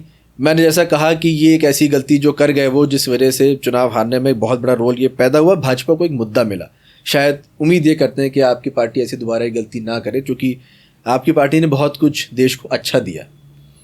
इसके अलावा हम बात करते हैं स्कूल। स्कूल एक ऐसी चीज़ है जिसके ऊपर आपने दिल्ली में काम किया और कई बार आपने चुनाव लड़े, हर जैसे लोकसभा की भी बात करें, और मुद्दे की राजनीति करके आपने स्कूल के नाम पे चुनाव लड़े और जीते भी। ऐसी पंजाब में आप जब चुनाव जीते तो उसके बाद आप स्कूल पे अच्छा काम कर रहे हैं, वहाँ पे ये दिख रहा है, वीडियोस भी आते हैं, जनता भी जाती है वहाँ पे, एडमिशन लोग ज़्यादा लेने लग गए हैं। कई बार हमने देखा सांसदों के यहाँ, एमएलए के यहाँ, पंजाब के मंत्रियों के यहाँ लोग सिफारिश लेके जा रहे हैं कि फला सरकारी स्कूल में सीटें भर गई तो हमें एडमिशन नहीं मिल रहा है, प्लीज़ एडमिशन दिलवा दो। ये पहली बार दिख रहा है, ये बात सच है। अच्छा, मैं बीच बीच में पानी पी रहा हूँ तो ये कहीं ना सोचें कि पानी पी पी के कोस रहा है, तो भाई प्यास लग रही है इसलिए पी रहा हूँ, मैं आपको पानी पी के कोसना नहीं चाह रहा हूँ। अच्छा, एक और ऐसा फैसला है आम आदमी पार्टी का जो कहीं शायद गलत साबित हो रहा है, पंजाब में लैंड पूलिंग। ये मुद्दा इतना बड़ा है कि अब पंजाब से बाहर आ चुका है, और पंजाब में जो पार्टी किसानों के हक के लिए उनके साथ मिलकर खड़ी रही, चुनाव के बाद भी, चुनाव से पहले भी, और किसान आंदोलन में जितना समर्थन आम आदमी पार्टी ने किसानों का किया, शायद किसी और पार्टी ने नहीं किया जो चुनाव लड़ती हो, हम राजनीतिक दलों की बात करें तो। उसके बाद शंभू बॉर्डर की बात होती है, उनको रातों रात हटवाया जाता है, जो कि कहीं ना कहीं लोगों का समर्थन मिला, उनको हटाना ज़रूरी ऐसा आम जनता को लगा भी था कि सरकार का फैसला सही था, क्योंकि वो पंजाब के विकास में आड़े आ रहे थे, उनकी लड़ाई अगर केंद्र सरकार से थी तो पंजाब को उसका भुगतना नहीं बनता था। लेकिन अब जो फैसला आप लोगों ने लिया लैंड पूलिंग का, कि ज़मीन लेना किसानों की, उस पर फिर से आपके खिलाफ अब आवाज़ें बुलंद होनी शुरू हो गई और आपने फिर से वही गलती कर दी जो शायद दिल्ली में की थी, कि 4 काम आपने अच्छे किए मगर एक काम आप ऐसा गलत कर जा रहे हैं जिससे आपके खिलाफ माहौल बन रहा है और पहली बार पंजाब के विपक्ष को कोई मुद्दा मिल गया आपके खिलाफ। इस पे आप पहले क्या कहना चाहते हैं, आप बताइए, फिर हम। राजीव जी, मैं अगर देखिए, आप इसको बड़े पॉलिटिकल नैरेटिव में बात करेंगे, जैसे मैं कह रहा हूँ कि कोई ये कहे कि लैंड पुलिंग में गलत है, ये कहना है लैंड पुलिंग में क्या गलत है। देखिए, आपको भी पता है कि सरकारें आजकल जब लैंड एक्वायर करती हैं तो बड़े बड़े घरों नहीं, गाँव में खुशी की लहर आ जाती है, क्योंकि आपको पता है सरकारें अच्छा मुआवजा देंगी, परिवारों में अच्छी आर्थिक इनकम आ जाएगी, अगर पास में डेवलपमेंट अच्छे हो जाएंगे तो उससे बड़ी ग्रोथ होगी। तो ये विपक्षियों द्वारा एक पॉलिटिकल नैरेटिव सेट किया जा रहा है। आपने एक लाइन बोली कि बड़े बड़े मुआवजे मिलेंगे, लोग खुश हो जाते हैं। पंजाबी सिंगर्स ने गाने बनाए हैं कि मेरा हाईवे पे इतने किल्ले ज़मीन आ गई, ठीक है, ये गानों में बोल है, बिल्कुल सही बोला। लेकिन आपकी लैंड पॉलिसी में क्या है? देखिए, मैं उसी मुआवजा नहीं मिल रहा है, कहाँ पैसा मिलने की बात कर रहे हैं? देखिए, नहीं, पहली बात ये नहीं है, वो जो लोग नैरेटिव सेट कर रहे हैं, ऐसे गलत इन्फॉर्मेशन दे रहे हैं। सरकार पहले से ज्यादा उनको पैसा दे रही है, सरकार, आप लोग उनको डेवलप्ड लैंड दे रहे हैं, बड़ा एरिया दे रहे हैं, ये सच है। नहीं, कोई सरकार मॉनेटरी फॉर्म ही है वो, मतलब वो फॉर्म नहीं, मॉनेटरी के फॉर्म जो पैसा और पैसे के जैसा, ये दोनों अलग अलग बातें हैं। अगर आप 1 किल्ले का रेट 2 करोड़ रुपए मुआवजा दें तो लोग खुशी खुशी देंगे, लेकिन आप कह रहे हैं हम आपको 1 एकड़ की ज़मीन के बदले 600 गज ज़मीन देंगे, ये लोगों को समझ में नहीं आ रहा। अगर लोगों को समझ में नहीं आ रहा तो पॉलिसी में चेंजेस कर दो ना। आप लोग के खिलाफ जो किसान आपके खिलाफ होने की बातें हो रही, जो विपक्ष को मुद्दा देखिए तभी मिलता है जब लोगों का उनके साथ जुड़ाव होता है, तभी तो उनको सपोर्ट मिलता है। राजीव जी, आप पॉलिसी बदल लीजिए, आप तो किसानों के हिसाब से काम करने वाले लोग हैं ना। ठीक है राजीव जी, पहली बात तो इस पॉलिसी की जो एक ओवरव्यू की नॉलेज है, मुझे बहुत डेप्थ की नॉलेज है नहीं। ओवरव्यू में, क्योंकि ये चर्चा में चीजें आई और मुझे ऐसा लगा कि पहली बार सरकार कोई बीच से बिचौलियों को खत्म करने की इससे अच्छी योजना नहीं हो सकती है और इससे सीधे तौर पे फायदा है। दूसरी बात, सरकार, आपको पता है कि हमारी सरकार ऐसी है कि अगर जनता में कोई चीज उसे लगेगी कि ये चीज़ नहीं, ये फायदेमंद होगी, तो हम जनहित के उन फैसलों को अपनाएंगे। इस पे मुझे अपने शीर्ष नेतृत्व पे, अपनी पार्टी पे, अपने पार्टी के मुखियाओं पे पूरा भरोसा है। इस पॉलिसी के डेप्थ में मुझे उतनी जानकारी नहीं है, तो मैं इसलिए आपको उतना कमेंट नहीं कर पाऊंगा इस पर। चलिए, मैं आपको थोड़ी जानकारी देता हूँ और आपकी जो अच्छी बात है वो भी साथ में बताता हूँ। पंजाब की सरकार हिंदुस्तान की एकमात्र ऐसी सरकार है जिसने की खेती बाड़ी की पॉलिसी बनाने के लिए किसानों का सम्मेलन किया। हजारों किसान आए, मुख्यमंत्री और खेती बाड़ी मंत्री वहां पे बैठ के हजारों किसानों से बातचीत की और फिर खेती बाड़ी पॉलिसी को फ्रेम किया। ये वही सरकार जब लैंड पूलिंग की बात आ रही है तो किसानों की बात नहीं सुन रही है। ये गलती क्यों कर रहे हैं? पहली बात मैंने आपसे जो आपने वही मैंने कहा ना, 4 अच्छे काम आपने ऐसे किए। मैंने आपसे वही कहा ना कि इस मुद्दे पे अगर मुझे डेप्थ की नॉलेज होती तो मैं आपको रिप्लाई करता। मुझे ओवरव्यू में, क्योंकि इस पॉलिसी का ओवरव्यू मैंने लिया था। बात करूं, मैं सिर्फ आपसे ओवरव्यू की बात कर रहा हूं, मैं पॉलिसी की बात ही नहीं कर रहा हूं। मैं आपसे ये कह रहा हूं कि जब आप लोगों से पूछ के उनके हिसाब से पॉलिसी बनाते हैं, तो जब लोग आपसे, मैं कह रहा हूं आप लैंड पूलिंग पॉलिसी के कोई भी फैक्टर्स हो भूल जाइए, आप उसमें पैसा दे रहे हैं नहीं दे रहे हैं, लैंड दे रहे हैं नहीं दे रहे हैं, वो बात अलग है। जब आप जनता से पूछ के फैसले करने के लिए जाने जाते रहे हैं, तो अब जनता अगर कह रही है कि मेरे लिए वो फैसला जो भी पॉलिसी आपने बनाई, मैं कहता हूँ मुआवजा दो या ना दो, तो उनकी बात सुन के क्यों नहीं बदलाव कर रहे? जनता के हिसाब से करते हैं और कह रहे हैं, कौन सी जनता कह रही है? अकाली जनता कह रही है या कांग्रेस की जनता कह रही है? किसान कह रहा है। नहीं, बात हो रही है ना, किसान तो हमारे पास जो किसान, हम जितना आज इन पार्टियों का किसान जिनके साथ है, इनके कई पंजाब के सब किसान आम आदमी पार्टी के साथ है। अधिकतर लोग आम आदमी पार्टी के साथ खड़े हैं, उनको पता है कि आम आदमी पार्टी उनके लिए कर रही है। देखिए, ऐसा नहीं कि किसी कोई भी पार्टी हम ये कह रहे हैं कि नहीं, कोई अगर सजेशन, हम तो सजेशंस लेते हैं और उस पर सुधार करते हैं। ये मैं इस लैंड पूलिंग पॉलिसी के अकॉर्डिंग नहीं बता रहा हूँ, मैं आपको जनरल बता रहा हूँ, बिल्कुल ठीक कि हमारा ओवरव्यू है। अभी आपने देखा सरकारी दफ्तरों में कैसे हमने कहा कि नहीं, अगर रजिस्ट्री में कहीं भ्रष्टाचार होता है, अगर हमें पॉलिसी चेंज करेंगे, लोगों ने बताया कि नहीं सर रजिस्ट्री में इस तरीके के भ्रष्टाचार की शिकायतें हैं, अगर आप ऑनलाइन कर दें, नियम तय कर दें, दिन तय कर दें, खत्म हो जाएंगे। सरकार ने माना, सरकार इस तरीके से करती है। और आप जहां स्पेसिफिक हो रहे हैं कि लैंड पूलिंग पॉलिसी में मैंने ओवरव्यू देखा कि मुझे उस तरीके का पार्टी का स्टैंड भी है और पार्टी ने सही तरीके से उसका जवाब दिया कि इससे हमें किसानों के हित में बहुत बड़ा फायदा दिख रहा है और उसके हिसाब से ही और अभी हमें नजर आ रही है। और ज़्यादा ओवरव्यू अगर होता तो मैं इसके बारे में आपसे बात करता। चलिए, जिसका ओवरव्यू नहीं है उस पर हम आपको बहुत इन डेप्थ नहीं जाएंगे। एक ऐसा सवाल जो अगेन पंजाब में और अब आपकी नेशनल लीडरशिप के ऊपर उठ रहा है, सिर्फ पंजाब में नहीं, ये सवाल अब इसको विरोधी हर प्रदेश में जगह जगह उठाने लग गए हैं। जब अरविंद केजरीवाल जी दिल्ली के मुख्यमंत्री थे तब उनका गाड़ियों का काफिला 6 गाड़ियों का था, जो प्रोटोकॉल था। कभी किसी सेंसिटिव एरिया में जाते थे तो एक्स्ट्रा प्रोटेक्शन मिलता था, सीएम सिक्योरिटी, Z+ सिक्योरिटी होती है। जहाँ ज़रूरत होती थी उनको बुलेट प्रूफ गाड़ी भी सरकारी रूप से प्रोवाइड कराई जाती थी। सुरक्षा का घेरा अगर 10 गाड़ियों की आवश्यकता है तो वो भी दिया जाता था। अब वो किसी भी प्रदेश के मुख्यमंत्री नहीं है, तब वो मुख्यमंत्री भी थे और नेशनल पार्टी के नेशनल प्रेसिडेंट भी थे, आप संयोजक जैसा आप लोग कहते हैं। आज की तारीख में पंजाब में वो जब चलते हैं तो मैंने खुद गिना है, मैं सबसे कम गाड़ियों का काफिला जो उनका गिन पाया वो 25 गाड़ियों का काफिला था। अब वो मुख्यमंत्री भी नहीं, लेकिन पार्टी के प्रेसिडेंट तब भी थे, अब भी हैं, मगर अब मुख्यमंत्री भी नहीं। जब मुख्यमंत्री थे तो 6 से 7 गाड़ियों का काफिला। मैं इस बारे में नहीं जाऊंगा कि वैगन की बात की थी, बड़ी गाड़ी की बात, जो मैं विपक्षी सवाल है मैं वो नहीं कर रहा हूँ। मेरा मानना है जो प्रोटोकॉल में, जो सुरक्षा के लिए जरूरी है, जो काम करने के लिए आवश्यक है, वो आपको लेना चाहिए, वो जरूरी है। मुख्यमंत्री वैगन में चल के सारे काम नहीं कर सकता, बिना सरकारी घर के वो दफ्तर नहीं चला सकता, ये बात सही है, लेकिन 25 गाड़ियों की क्या जरूरत है? देखिए, पहली बात तो मैंने आज तक कभी उनके साथ 25 गाड़ियां नहीं देखी है, मैं तमाम बार मैं रहता आपको फुटेज अभी दिखा दूं, आप कहें तो। दूसरी बात, वो उनको Z+ सिक्योरिटी अभी भी है, आपको पता ही होगा। पंजाब सरकार की तरफ से है, नहीं, केंद्र सरकार, दिल्ली पुलिस की तरफ से, केंद्र सरकार हाँ, Z+ सिक्योरिटी, मुख्यमंत्री होने के पूरे मुख्यमंत्री के साथ शुरुआत से वो बहुत दिनों से Z+ सिक्योरिटी है। Z+ सिक्योरिटी के जो उनके दायरे होते हैं, दिल्ली में भी कुछ उनको अधिकृत है और पंजाब में जो अधिकृत है उनको।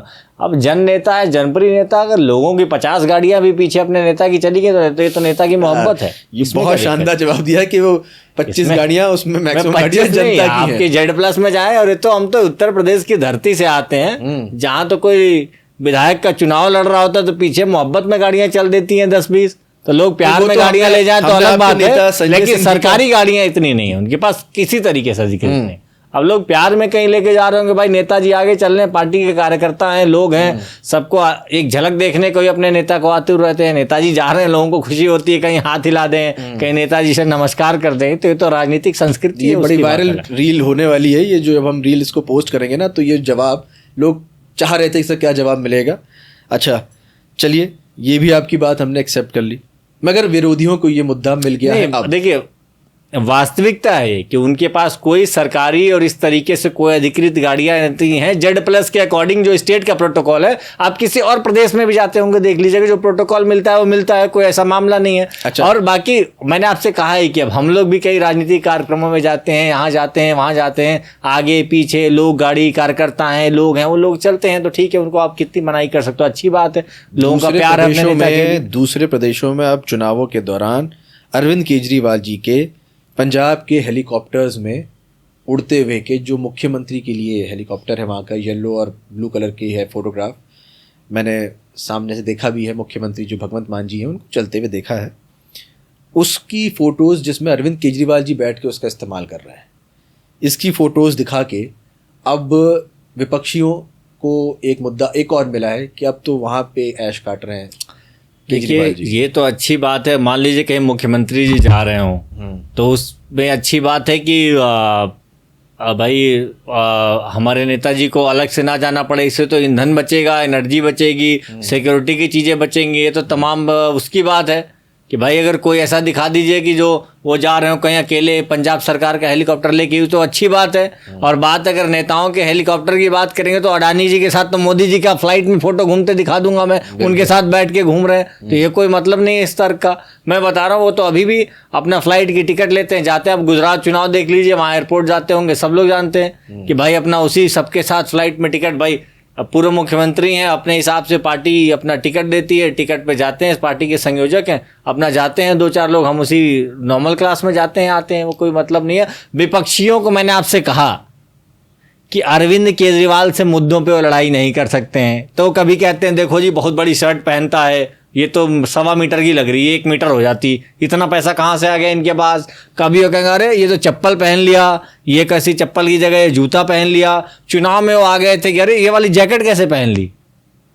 तो इस तरीके की राजनीति वो करते हैं और हम कहते हैं कि यही तो जनता आपसे जानना चाहती है कि जब आपसे कोई मुद्दों की राजनीति पे नहीं जीत पा रहा तो आप ऐसे उनको मुद्दे जो राजनीतिक अहमियत रखते ही नहीं, अरविंद केजरीवाल हेलीकॉप्टर से चले ना चले, उससे जनता का कोई फायदा नुकसान नहीं होना है। जनता का फायदा नुकसान होना है अस्पतालों से, स्कूलों से, इंफ्रास्ट्रक्चर से, सड़कों से। जो टोल आप माफ़ कर रहे हैं, जो गैर कानूनी टोलों को आप बंद कर रहे हैं, इससे जनता को फायदा हो रहा है। लेकिन आप इस तरह के मुद्दे देख के विपक्ष को क्यों चढ़ने देते हैं? अब एक और मुद्दा, एक और ऐसे ही केजरीवाल जी का ये बयान, मैं भी अगेन 17 साल की पत्रकारिता का फायदा ये हो रहा है कि मैं सुनी सुनाई बातों को आपसे नहीं पूछ रहा हूँ, और जो सुनी सुनाई है जो विपक्ष है, मैं साफ साफ बोल रहा हूँ, विपक्ष ये कह रहा है, मैं आपसे ये कह रहा हूँ, मैंने सुना है अपने आंखों के सामने केजरीवाल जी ने ये यूथ को एड्रेस करते हुए बयान दिया था कि मैं आप सबसे अपील करता हूँ, जितने भी आम आदमी पार्टी से जुड़ने वाले युवा हैं, ये महंगी शादियाँ मत करना, 5 स्टार की शादियाँ वगैरह मत करना, और अपनी ही बेटी की जो उन्होंने अभी शादी की 5 स्टार, दिल्ली का बड़ा शानदार 5 स्टार होटल था, और शायद जिसने ये पार्टी ऑर्गेनाइज की थी उसने अपने इंस्टाग्राम पे फुटेज सारी रिलीज़ कर दी, तो उसलिए जनता को पता चला कि कितने शानदार पकवान हैं और शानदार 5 स्टार की शादी हो रही है। इसी तरीके के इसी तरीके के फर्जीवाड़े फैलाए जाते हैं। मैं आपके 5 स्टार होटल नहीं था क्या ये? मैं आपके इसमें केजरीवाल जी उनकी धर्मपत्नी के अपनी बेटी की खुशी में नाचते हुए जो शॉट्स आए थे, मैं आपसे यहीं पे चैलेंज कर रहा हूँ कि इस देश का और कोई आदमी बता दे कि उनके शादी बेटी की किसी 5 स्टार होटल में हुई है। वो जो जहाँ पे उनके नाचते हुए, मैं आपको कह तो रहा हूँ कि मैं आपसे कह रहा हूँ कि ये बता दें कि उन्होंने शादी 5 स्टार होटल में, स्टेटमेंट कोटेड बता रहा हूँ कि 5 स्टार होटल में कोई चैलेंज कर सकता है, मैं बता सकता हूँ। रिसेप्शन या शादी कुछ भी नहीं, मैं आपसे कह तो रहा हूँ, आपने शादी की बात की, शादी भी नहीं। अगर आप किसी कोई शादी का एक कार्यक्रम रख रहे हो, लड़के वाले पक्ष वाले भी हों, कहें कि हम यहाँ पे 100-200 लोगों को इकट्ठा करना चाहेंगे, आप कैसे मना कर? आपने शादी का कार्यक्रम किया जो एक लड़की के परिवार की बात कर रहे हैं, चलिए कोई रिसेप्शन नहीं, मैं रिसेप्शन की बात नहीं कर रहा हूँ, कोई तरह का शादी और कोई फंक्शन 5 स्टार में नहीं किया गया। तो आप ये बताइए कि आप कार्यक्रम आप भी करते हैं या दूसरे पक्ष वाले भी करते हैं?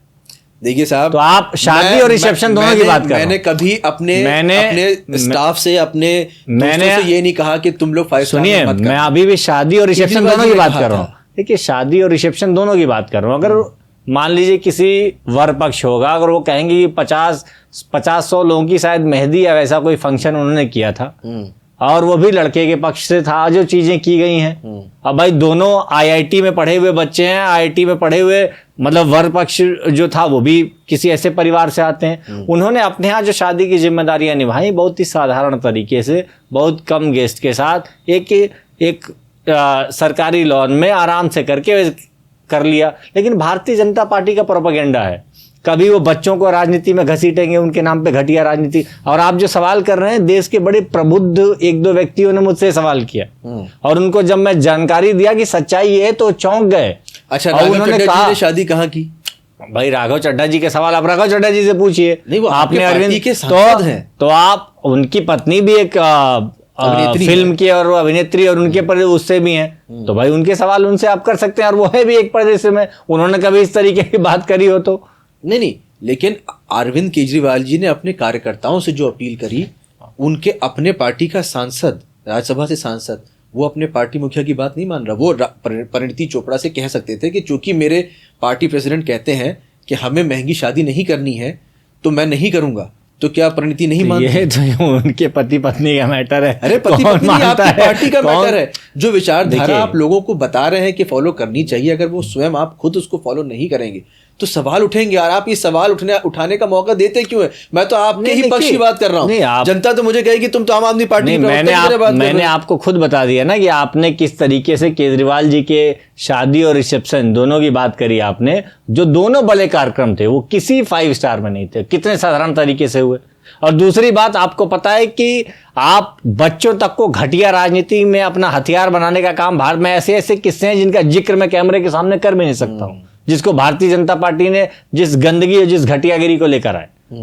ठीक है, अरविंद केजरीवाल जी के मैं आपसे कह रहा हूं कि ब्रांड मोदी इस देश में कुछ नहीं है, ब्रांड केजरीवाल इस देश में है और उसको वो तोड़ना चाहते हैं। और उसको डिफेम करने के लिए कभी करप्शन का चार्ज लगाते हैं, उसको डिफेम करने के लिए कभी वो बोलेंगे कि इस कार से नहीं उस कार से चलते हैं, उसको डिफेम करने के लिए वो बोलते हैं नहीं ये आम आदमी तो अब नहीं रहे। तो ये काम वो करते हैं क्योंकि भारतीय जनता पार्टी प्रोपेगेंडा का एक मशीन है। अभी उत्तर प्रदेश में एक बड़े न्यूज चैनल की एक रिपोर्ट आई थी कि कैसे नेताओं को बदनाम करने के लिए बड़ी बड़ी एजेंसियां भारतीय जनता पार्टी ने रख रखी हैं। कैसे अखिलेश यादव जी को टोटी चोर का नाम लगाकर कैसे कितने पैसे खर्चा किया गया कैंपेन पर, कैसे राहुल गांधी जी की इमेज को खराब करने के लिए कैंपेन चलाया गया, कैसे केजरीवाल जी को चलाया गया। और इसके चक्कर में नुकसान किसका होता है? आम जनता को। जो एसएससी के लोग हैं, जो सड़कों पे प्रदर्शन कर रहे हैं, जो लाठियां खा रहे हैं, नुकसान इनका होता है क्योंकि इनको असली मुद्दे पे तो चर्चा करने देते ही नहीं है वो लोग। वो असली मुद्दों पे तो बात होने नहीं। हम कहते हैं हमसे सवाल पूछो ना कि आप रोजगार कैसे दे रहे हो, हमसे सवाल पूछो आपने पंजाब में कैसे इतने लोगों को रोजगार दे दिया और कितनों को देने की तैयारी में हो, हमसे पूछो आप किसानों के लिए क्या तैयारी करने में हो। लेकिन वो फालतू में इस तरीके के फालतू मुद्दों को राजनीति में लेकर मुद्दे आप देते क्यों हैं? यही तो कह रहा हूं, मत दो ना मुद्दे। देखिए पहली बात, राघव चटर्जी ने अगर सिंपल शादी की होती मुद्दा ही नहीं मिलता। केजरीवाल जी के उस तरीके से अच्छे महंगे कपड़े पहने हुए शानदार अगर वीडियोस देखिए, पैसा होना और शालीनता के साथ रहना ये दो अलग अलग बातें। हमारे देश के आपको शालीनता नहीं लगी थी रतन टाटा जी, आपको शालीनता नहीं लगी थी? सर रतन टाटा जी हमारे देश के सबसे वास्तविक रईस आदमी थे और उनकी शालीनता ऐसी थी कि वो एक 12-15 लाख की टोयोटा कोरोला गाड़ी से चलते थे, कई बार सेकंड हैंड गाड़ियां भी खरीदते थे और simple shirt, simple pant, simple रहन सहन, ना कोई लाग लपेट।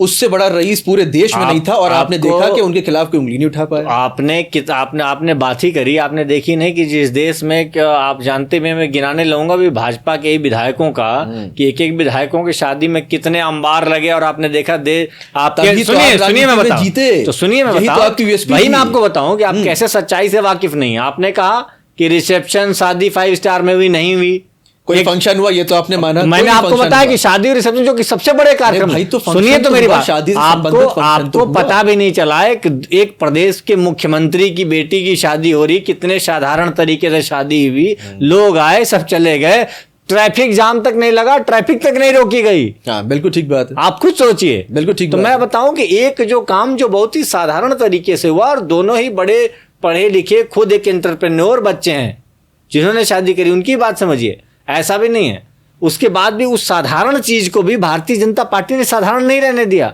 उसने कहा कि इस पे इल्जाम लगाओ।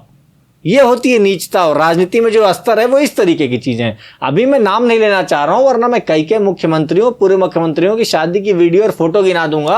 अभी साल भर बीत गए, अभी तक रील शेयर हो रही है और इतना ग्रैंड आप देखेंगे कि सोच नहीं सकते हैं। अरे मैं आपको एग्जाम्पल मैं दे दूंगा, मैं तो कह रहा हूं, लेकिन कहने का मतलब यह है कि यही वजह थी जिस वजह से आम आदमी पार्टी वर्चस्व में आई, वो रिकॉर्ड वोटों से जीते, रिकॉर्ड शेयर आपके रहे, है ना। अगर आप में कुछ अलग था तो बस यही था। देखिए अभी भी अलग। मैं आपको एक और उदाहरण देता हूं। मैं सांसद संजय सिंह जी के साथ रहता हूं, राजनीति में हमारी परवरिश भी, हम लोगों ने एक विचारधारा के साथ उनसे एक मेंटर हैं। जब हम लोग आए अभी कई साल पहले तो बड़े आरोप चलते थे कि इनके पास एक जगह तो आई कि 126 फ्लैट हैं, इतने मकान हैं, कुछ नहीं मिला। दिल्ली के यहाँ हैं वहाँ हैं। असलियत ये है 126 छोड़िए, संजय सिंह के नाम से, सांसद जी के नाम से 126 गज का कोई प्लॉट मकान किसी तरीके का पूरे देश पूरी दुनिया में कहीं नहीं। तो ये है प्रोपेगेंडा मशीन का कमाल। नहीं तो प्रोपेगेंडा फेल हो गया ना। नहीं आप हमेशा होता, आप अभी उन्होंने कोशिश की, देखिए आप अभी ट्विटर से और यहाँ वहाँ उठाइए, उनकी पूरी ट्विटर की ट्रोल सेल है।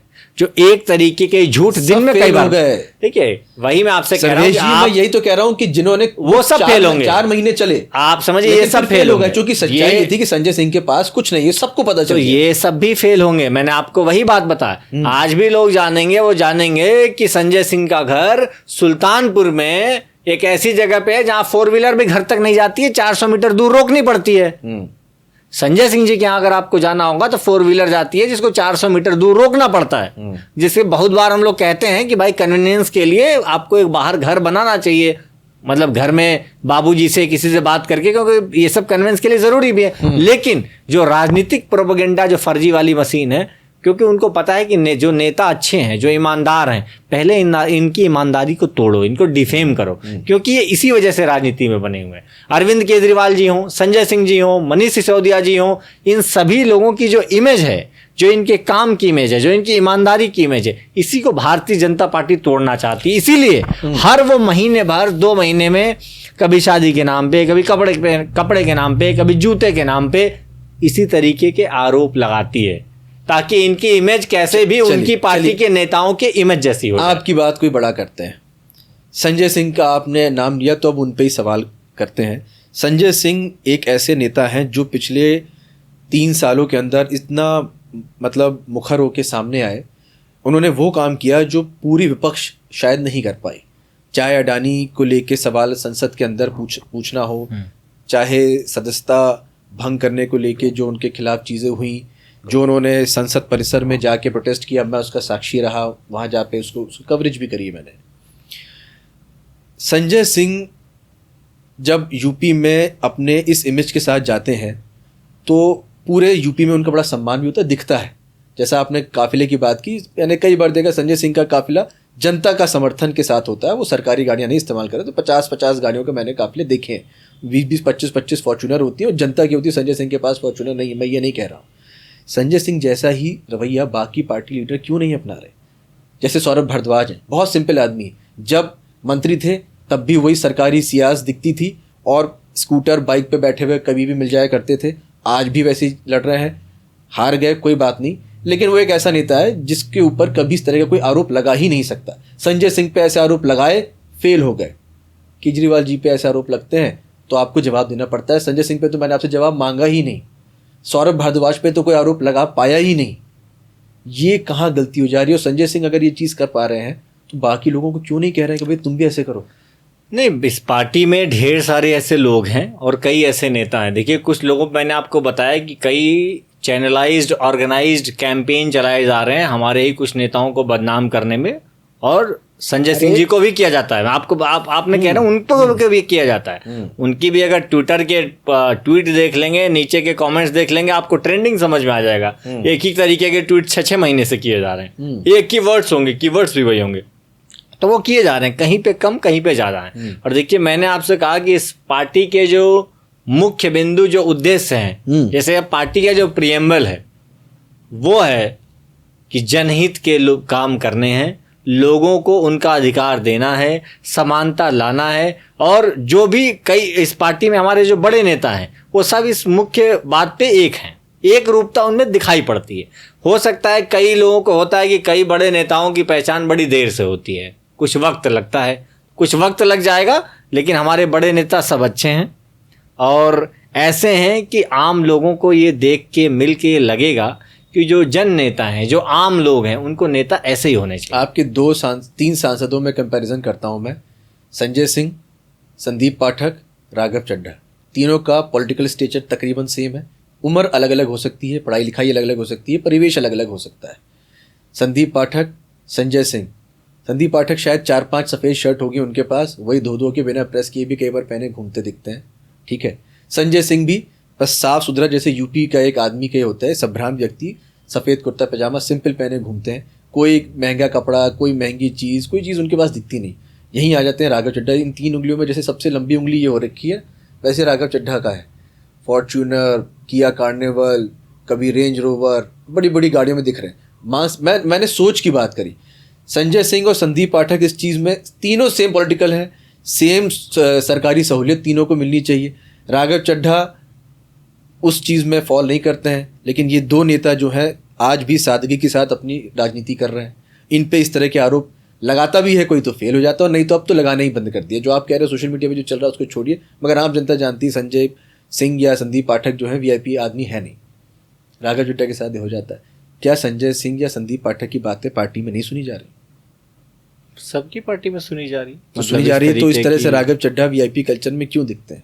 नहीं, मुझे लगता है किसी पार्टी ने, मुझे लग रहा है बीजेपी ने या किसी भी पार्टी ने कोई ड्रेस कोड अपने यहाँ नहीं लगाया होगा, कि किसी पार्टी ने ड्रेस कोड लॉन्च नहीं किया कि आपको ड्रेस कोड ये पहनना चाहिए। इस तरीके की बाध्यता है भी नहीं और होनी भी नहीं चाहिए। मतलब वही मैं आपसे कह रहा हूँ कि हम हमेशा कोई इसमें ऐसा हो कि ऐसा नहीं है कि संदीप पाठक पढ़े लिखे हैं, उनको आज चाहेंगे 2-4 करोड़ रुपए की नौकरी मिल जाएगी, वो भी रेंज रोवर अपनी मेहनती कमाई से खरीद सकते हैं।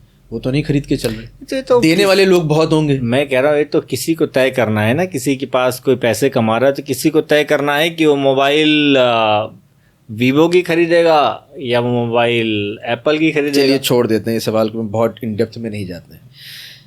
फिर से हम संजय सिंह पे आते हैं। संजय सिंह एक वो नेता हैं जो एकमात्र यूपी में आम आदमी पार्टी के लिए सबसे मजबूती से कोशिश कर रहे हैं। क्या हम आने वाले समय में देखेंगे, चूंकि अब हाल फिलहाल में दिख रहा है उनकी अखिलेश यादव के साथ, समाजवादी पार्टी के साथ नज़दीकियाँ बढ़ रही हैं, इंडिया अलायंस बनने के बाद और प्रगाढ़ हो गई। क्या संजय सिंह आगे आने वाले चुनावों में समाजवादी पार्टी के सपोर्ट से या उसमें शामिल होकर किसी भी तरीके से यूपी में कोई भी चुनाव लड़ने जा रहे हैं? कि उत्तर प्रदेश में आम आदमी पार्टी ने अपने दम पे चुनाव लड़ा है, पहले भी हमारे पास है, सच्चाई है। अभी नहीं, अब फेल कैसे हुई है? कोई नई पार्टी, अभी 11 पंचायत नगर पंचायत है हमारे, और एक जगह तो आप कैमरे में तो हमारे रिपीटेड नगर पंचायत जब्त हुई है। तो आप एक सबकी जमानत, तो भारतीय जनता पार्टी जो देश की सबसे बड़ी पार्टी है उसका अभी भी एक प्रदेश में जमानत जब्त हो रही है। प्रदेश का नाम चलिए आप बता दीजिए, तो आपका आप खुद सोचिए। चलिए बताता हूँ, साउथ का एक प्रदेश है जहाँ भारतीय जनता पार्टी की आज भी जमानत जब्त हो रही है। साउथ में तो भाजपा का वजूद तो आपको मतलब नहीं है इसका, पार्टियां अलग अलग समय पे आती हैं, आप मेहनत करिए, लगे रहिए, अलग संसाधन है, अलग ढांचे हैं, लेकिन यह है कि लोग मेहनत को आज नहीं तो कल समझते हैं। आज जिस तरीके से देश में प्रमुख तरीके से सांसद संजय सिंह जी एक विपक्ष की आवाज हैं, आज उत्तर प्रदेश की भी मुद्दों को उठाने के लिए संजय सिंह एक मजबूत नाम है। उनके नाम पर आज भी मैं उत्तर प्रदेश का जो युवा है वो अपना हक मांगना होता है, उसको कहता है एक बार संजय सिंह जी के पास पहुंच जाओ, हमारे मामले को उठा देंगे। वो तो संजय सदन में उठा देंगे। आने वाले समय में समाजवादी में शामिल होकर या उनके समर्थन के साथ चुनाव लड़ने वाले हैं? देखिए, आम आदमी पार्टी अपनी तैयारी कर रही है चुनाव की, विधानसभाओं को लेकर। आम आदमी पार्टी ने स्कूल का जवाब दीजिए भाई साहब, आप स्पोक्स पर्सन है, हाँ या ना, साथ में या उसमें शामिल हो रहे हैं कि नहीं समाजवादी? नहीं, अभी हम अपना इंडिपेंडेंट चुनाव लड़ेंगे इस तरीके। आने वाले समय में क्या कोalition हो सकता है ये तो समय बताएगा। अभी इस तरीके की कोई चर्चा नहीं है, दूर दूर तक भी नहीं है। अभी आम आदमी पार्टी मुद्दों की राजनीति कर रही है। स्कूल का मुद्दा हमने उठाया है, बढ़ती हुई बिजली के दरों का मुद्दा हमने उठाया है। उत्तर प्रदेश में जो भी अन्याय हो रहा है लोगों के साथ, उसमें हमारे नेता संजय सिंह जी खड़े होते हैं, पूरी पार्टी खड़ी होती है। जहां भी अन्याय होता है पार्टी अपना प्रदर्शन करती है। और हम कह भी रहे हैं कि उत्तर प्रदेश में अगर एक नई राजनीति की शुरुआत करनी है तो आप आम आदमी पार्टी के साथ जुड़िए। उत्तर प्रदेश को अलग अलग पार्टियों ने जाति और धर्म में बहुत समय से बांध रखा है, और इसके सिर्फ परिणाम यह है कि वो कभी भी आपको रोजगार पे, आपकी कृषि पे, आपके विकास पे कभी भी वो उन मुद्दों पर ला नहीं दे रहे। आम आदमी पार्टी में अगर वहाँ का युवा आएगा, वहाँ के लोग आएंगे, तो हम मुद्दों की राजनीति उनसे करवाएंगे। और सरकार आज भी विपक्ष की वहाँ मजबूत आवाज़ है। हमारा एक विधायक नहीं है वहाँ पे, हमारे नगर पंचायत में लोग हैं, हमारे पार्षद हैं, हम और चुनाव, आपने बताया पिछली बार चुनाव में क्या परिणाम रहे, लेकिन आज भी उत्तर प्रदेश की जनता के साथ खड़े हैं। और आने वाले चुनाव में उम्मीद है कि उत्तर प्रदेश की जनता में अच्छा परिणाम देगी। उत्तर प्रदेश की बाकी पार्टियों ने जाति की राजनीति दी है, आप मुद्दों की राजनीति दे रहे हैं संजय सिंह। उनके बड़े अच्छे दोस्त हैं अखिलेश यादव जी, पीडीए बोलते अपने मुंह से सुनाई दे जाते हैं, इस पे भी क्या कहेंगे? देखिए, आप किन्हीं, मैं आपको कई बार अगर बात आपकी पिछड़ों पे, दलितों पे, अल्पसंख्यकों पे है, तो बात तो मोदी जी भी करते हैं, पर वो काम नहीं करते हैं उनके लिए। मैं तो अखिलेश जी के नहीं, मैंने आपको कहा कि बात वो भी करते हैं, वो काम नहीं करते हैं। वो क्या करते हैं, वो इसके नाम पर लोगों के साथ भेदभाव करते हैं। दो पक्ष हैं, वो इसके नाम पर लोगों के साथ भेदभाव करते हैं, जबकि इस असमानता की खाई को देखिए। एक बात है आप इसकी बात करके इसकी असमानता को बढ़ाएं, और एक बात है आप इसकी बात करके असमानता को घटाएं।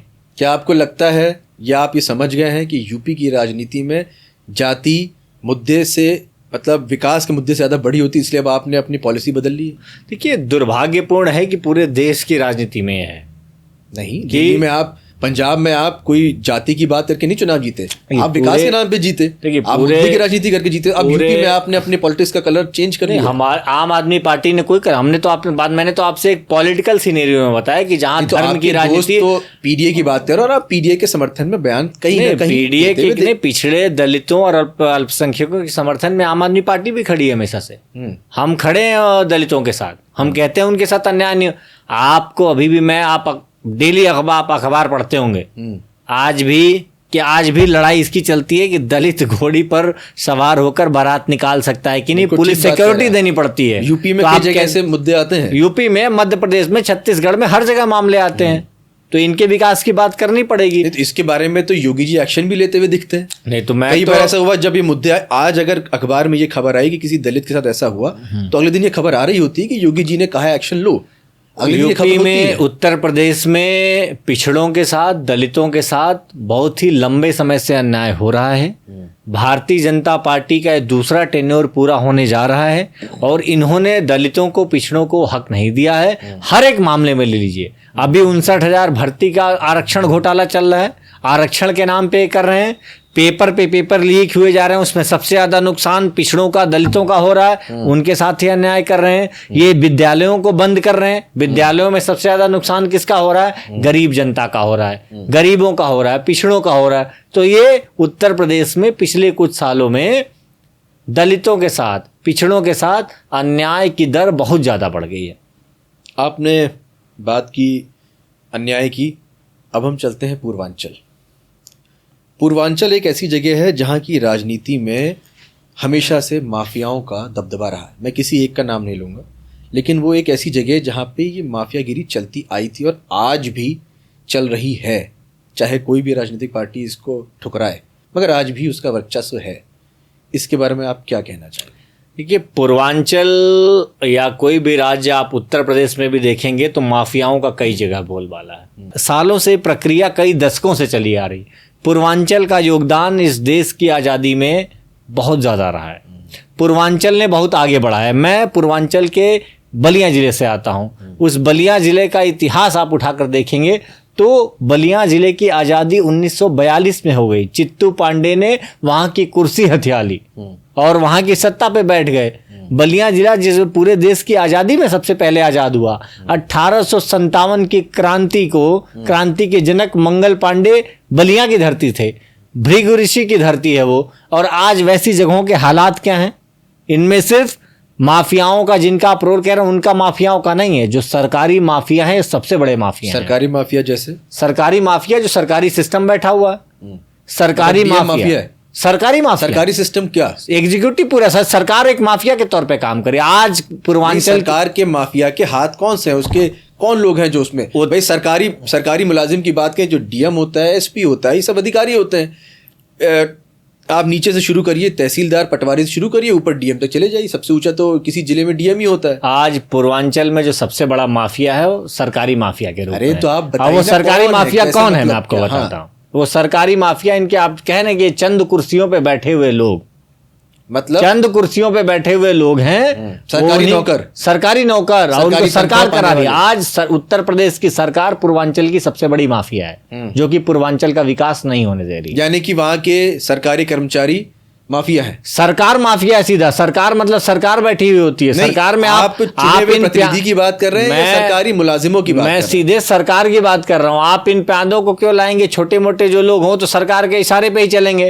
अगर सरकार माफियागिरी करेगी, आज ऊपर से बैठ के सरकार अगर माफियागिरी कर रही है, पूर्वांचल को बढ़ने नहीं दे रही है, तो हम सीधे सरकार का नाम ले रहे हैं। आप सरकार के छोटे मोटे, योगी आदित्यनाथ को आप माफिया बोल रहे हैं? आप सरकार माफिया सीधे। अरे सरकार तो योगी जी की है। देखिए, मैंने आपको कहा कि जो फॉर्म है माफिया का वो बदल चुका है। आज की माफिया, इस पर थोड़ा प्रकाश डालिए। मैं समझना चाहता हूं कि आजकल के माफिया कैसे होते हैं। पहले माफिया हम देखते थे बंदूकधारी होते थे।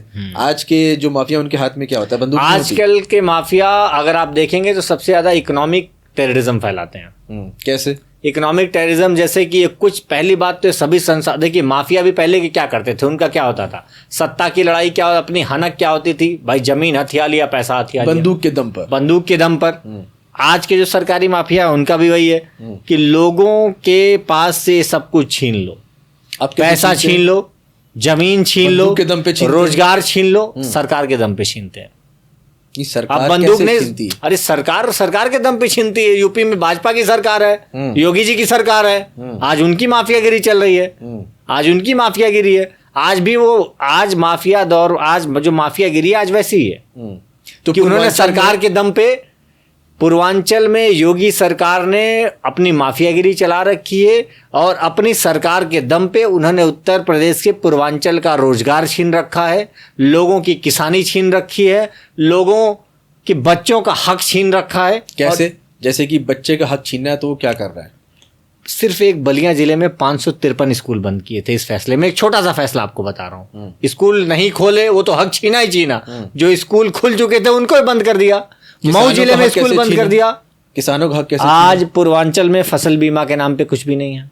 आज आप देख के जाइए कि जिनकी 2-2 बीघे 4-4 बीघे की खेती है, आप उनसे पूछोगे आप किसानी छोड़ना चाहते हो, लोग अपने बच्चों को गाली देते हैं कि कुछ कर लो नहीं तो खेती करनी पड़ेगी। पूर्वांचल में आज के दौर पे ये गाली हो चुकी, कुछ करो नहीं तो खेती करनी पड़ेगी, गोबर उठाना पड़ेगा। ये क्यों हालात बनाए हैं? ये सरकारी माफियागिरी की देन है। ये सरकार ने ऐसे हालात बनाए। खिलाफ क्यों आई भाई?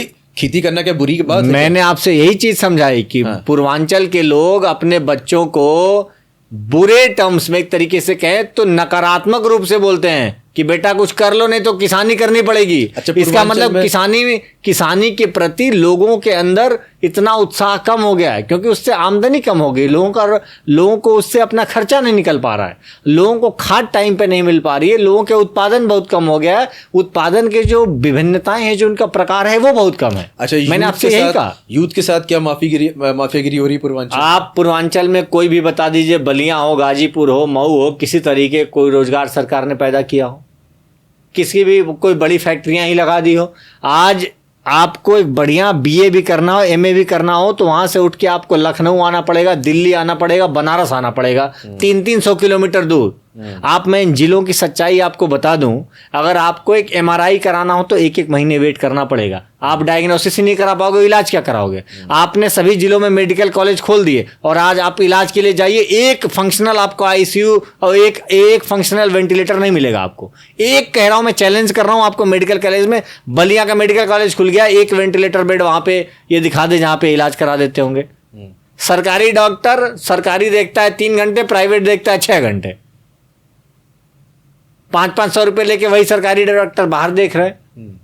ये होती है माफियागिरी। आपने स्कूल छीन लिया, आपने अस्पताल छीन लिया, आपने खेती छीन ली, आपने रोजगार छीन लिया। आज की सबसे बड़ी माफिया सरकार है और पूर्वांचल में सबसे ज्यादा माफियागिरी सरकार ने फैलाई है। तो अगर लोग इतने परेशान हैं तो जब आम आदमी पार्टी या समाजवादी पार्टी के लोग वहां से चुनाव लड़ते हैं तो सारे के सारे उम्मीदवारों को जिता दे और माफियागिरी से मुक्ति पाए। लेकिन चुनाव में तो उल्टा हो रहा है। योगी जी को तो दोबारा इतने अच्छे बहुमत के साथ सरकार बनाई। पूर्वांचल में उम्मीद है कि लोगों ने भारतीय जनता पार्टी को इस बार हराया और दूसरे विकल्प लोकसभा के चुनाव में भी हराया, तो मुझे सभी की सभी सीटों पे वो भारतीय जनता पार्टी के साथ नहीं गए।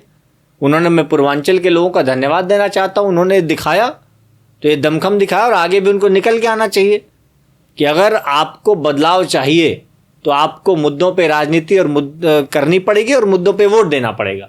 और मुझे ये कहने में भी है कि जिन जिलों ने, मऊ हो, गाजीपुर हो, उस्मान साहब, ब्रिगेडियर उस्मान साहब गाजीपुर की धरती से आते हैं, जिन्होंने इस देश की इतनी बड़ी लड़ाई लड़ी। आज आप जाते हैं उस गाजीपुर में, क्या पाते हैं? आज आप मऊ जिले में जाते हैं जहां पे हथकरघा के बुनकरों के ऐसे उद्योग थे, दुनिया में फेमस थे, आज क्या हालात हैं उनके। आज बलिया जिले जिसकी इतनी सांस्कृतिक विरासत है, जिसके नाम पे पौराणिक रूप से लेकर आज़ादी की लड़ाई तक पे इतनी चीज़ें हैं, आज हमारे पास गिनाने के लिए क्यों नहीं कुछ हो पा रहा है? बात यह है कि आज वर्तमान दौर के साथ सरकारों को बदलना पड़ेगा और लोगों को उनकी सुविधाएं देनी पड़ेगी। वो सरकार नहीं कर रही है और जब तक विपक्षी दल, हम जैसे लोग इसके खिलाफ, हमारा तो दायित्व है बोलना, क्योंकि अगर हम नहीं बोलेंगे तो इसका मतलब हम अपने जमीर और अपनी मिट्टी के साथ गद्दारी कर रहे हैं। तो हम जब बोलेंगे, हमारे नेता, हमारे पास तो अच्छा है कि उत्तर प्रदेश में हमको मजबूत नेता संजय सिंह जी का प्रतिनिधित्व मिला पड़ा है।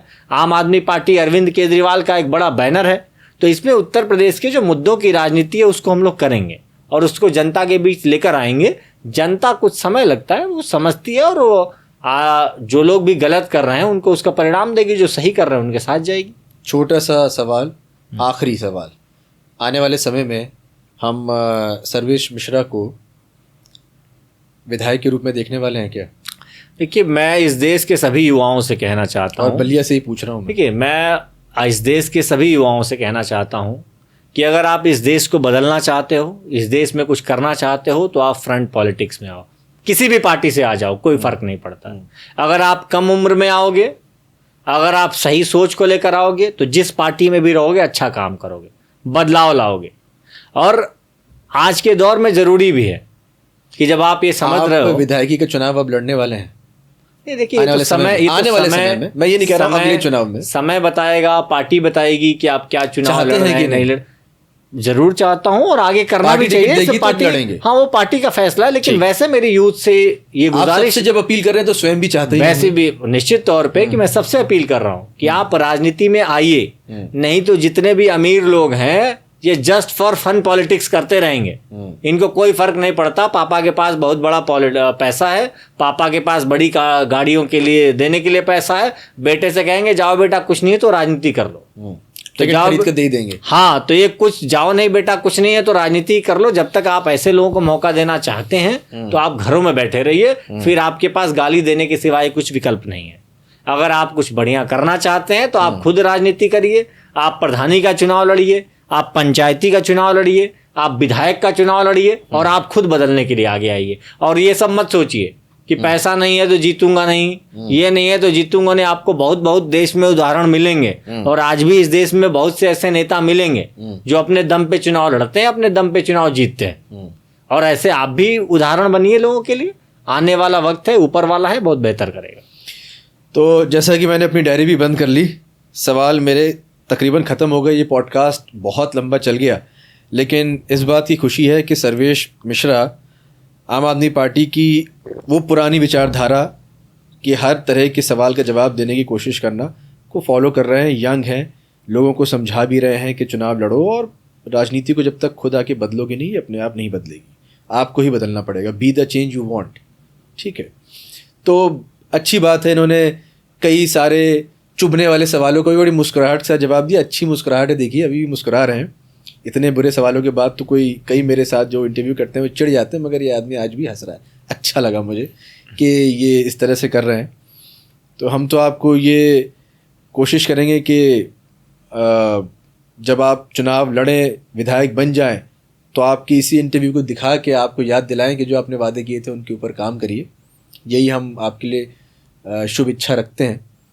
और आम आदमी पार्टी की कई ऐसी कमियां जो विपक्ष कहता है, कुछ हमें भी लगता है कि शायद हैं, उस पे इन्होंने बड़े तीखे सवाल थे, काफ़ी कोशिश की जवाब देने की।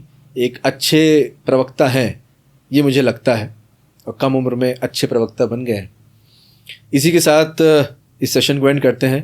फिलहाल के लिए इतना ही। सर, आपका बहुत बहुत धन्यवाद कि आपने समय दिया। थैंक यू, बहुत अच्छा पॉडकास्ट था। आप सब लोग इसे देखिए। और जितनी अच्छी चर्चा है, राजीव जी की ये खासियत है कि चाहे युवा हों चाहे बुजुर्ग हों, सबसे उसके धुन में रम के बात करने लगते हैं।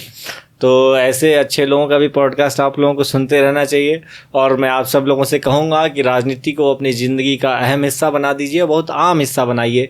जैसे आप खाना खाते हैं, कपड़े पहनते हैं, घूमना पसंद करते हैं, वैसे ही राजनीति को थोड़ा थोड़ा पसंद करना शुरू कर दीजिए, राजनीति बदल जाएगी। फिलहाल के लिए इतना ही। नमस्कार।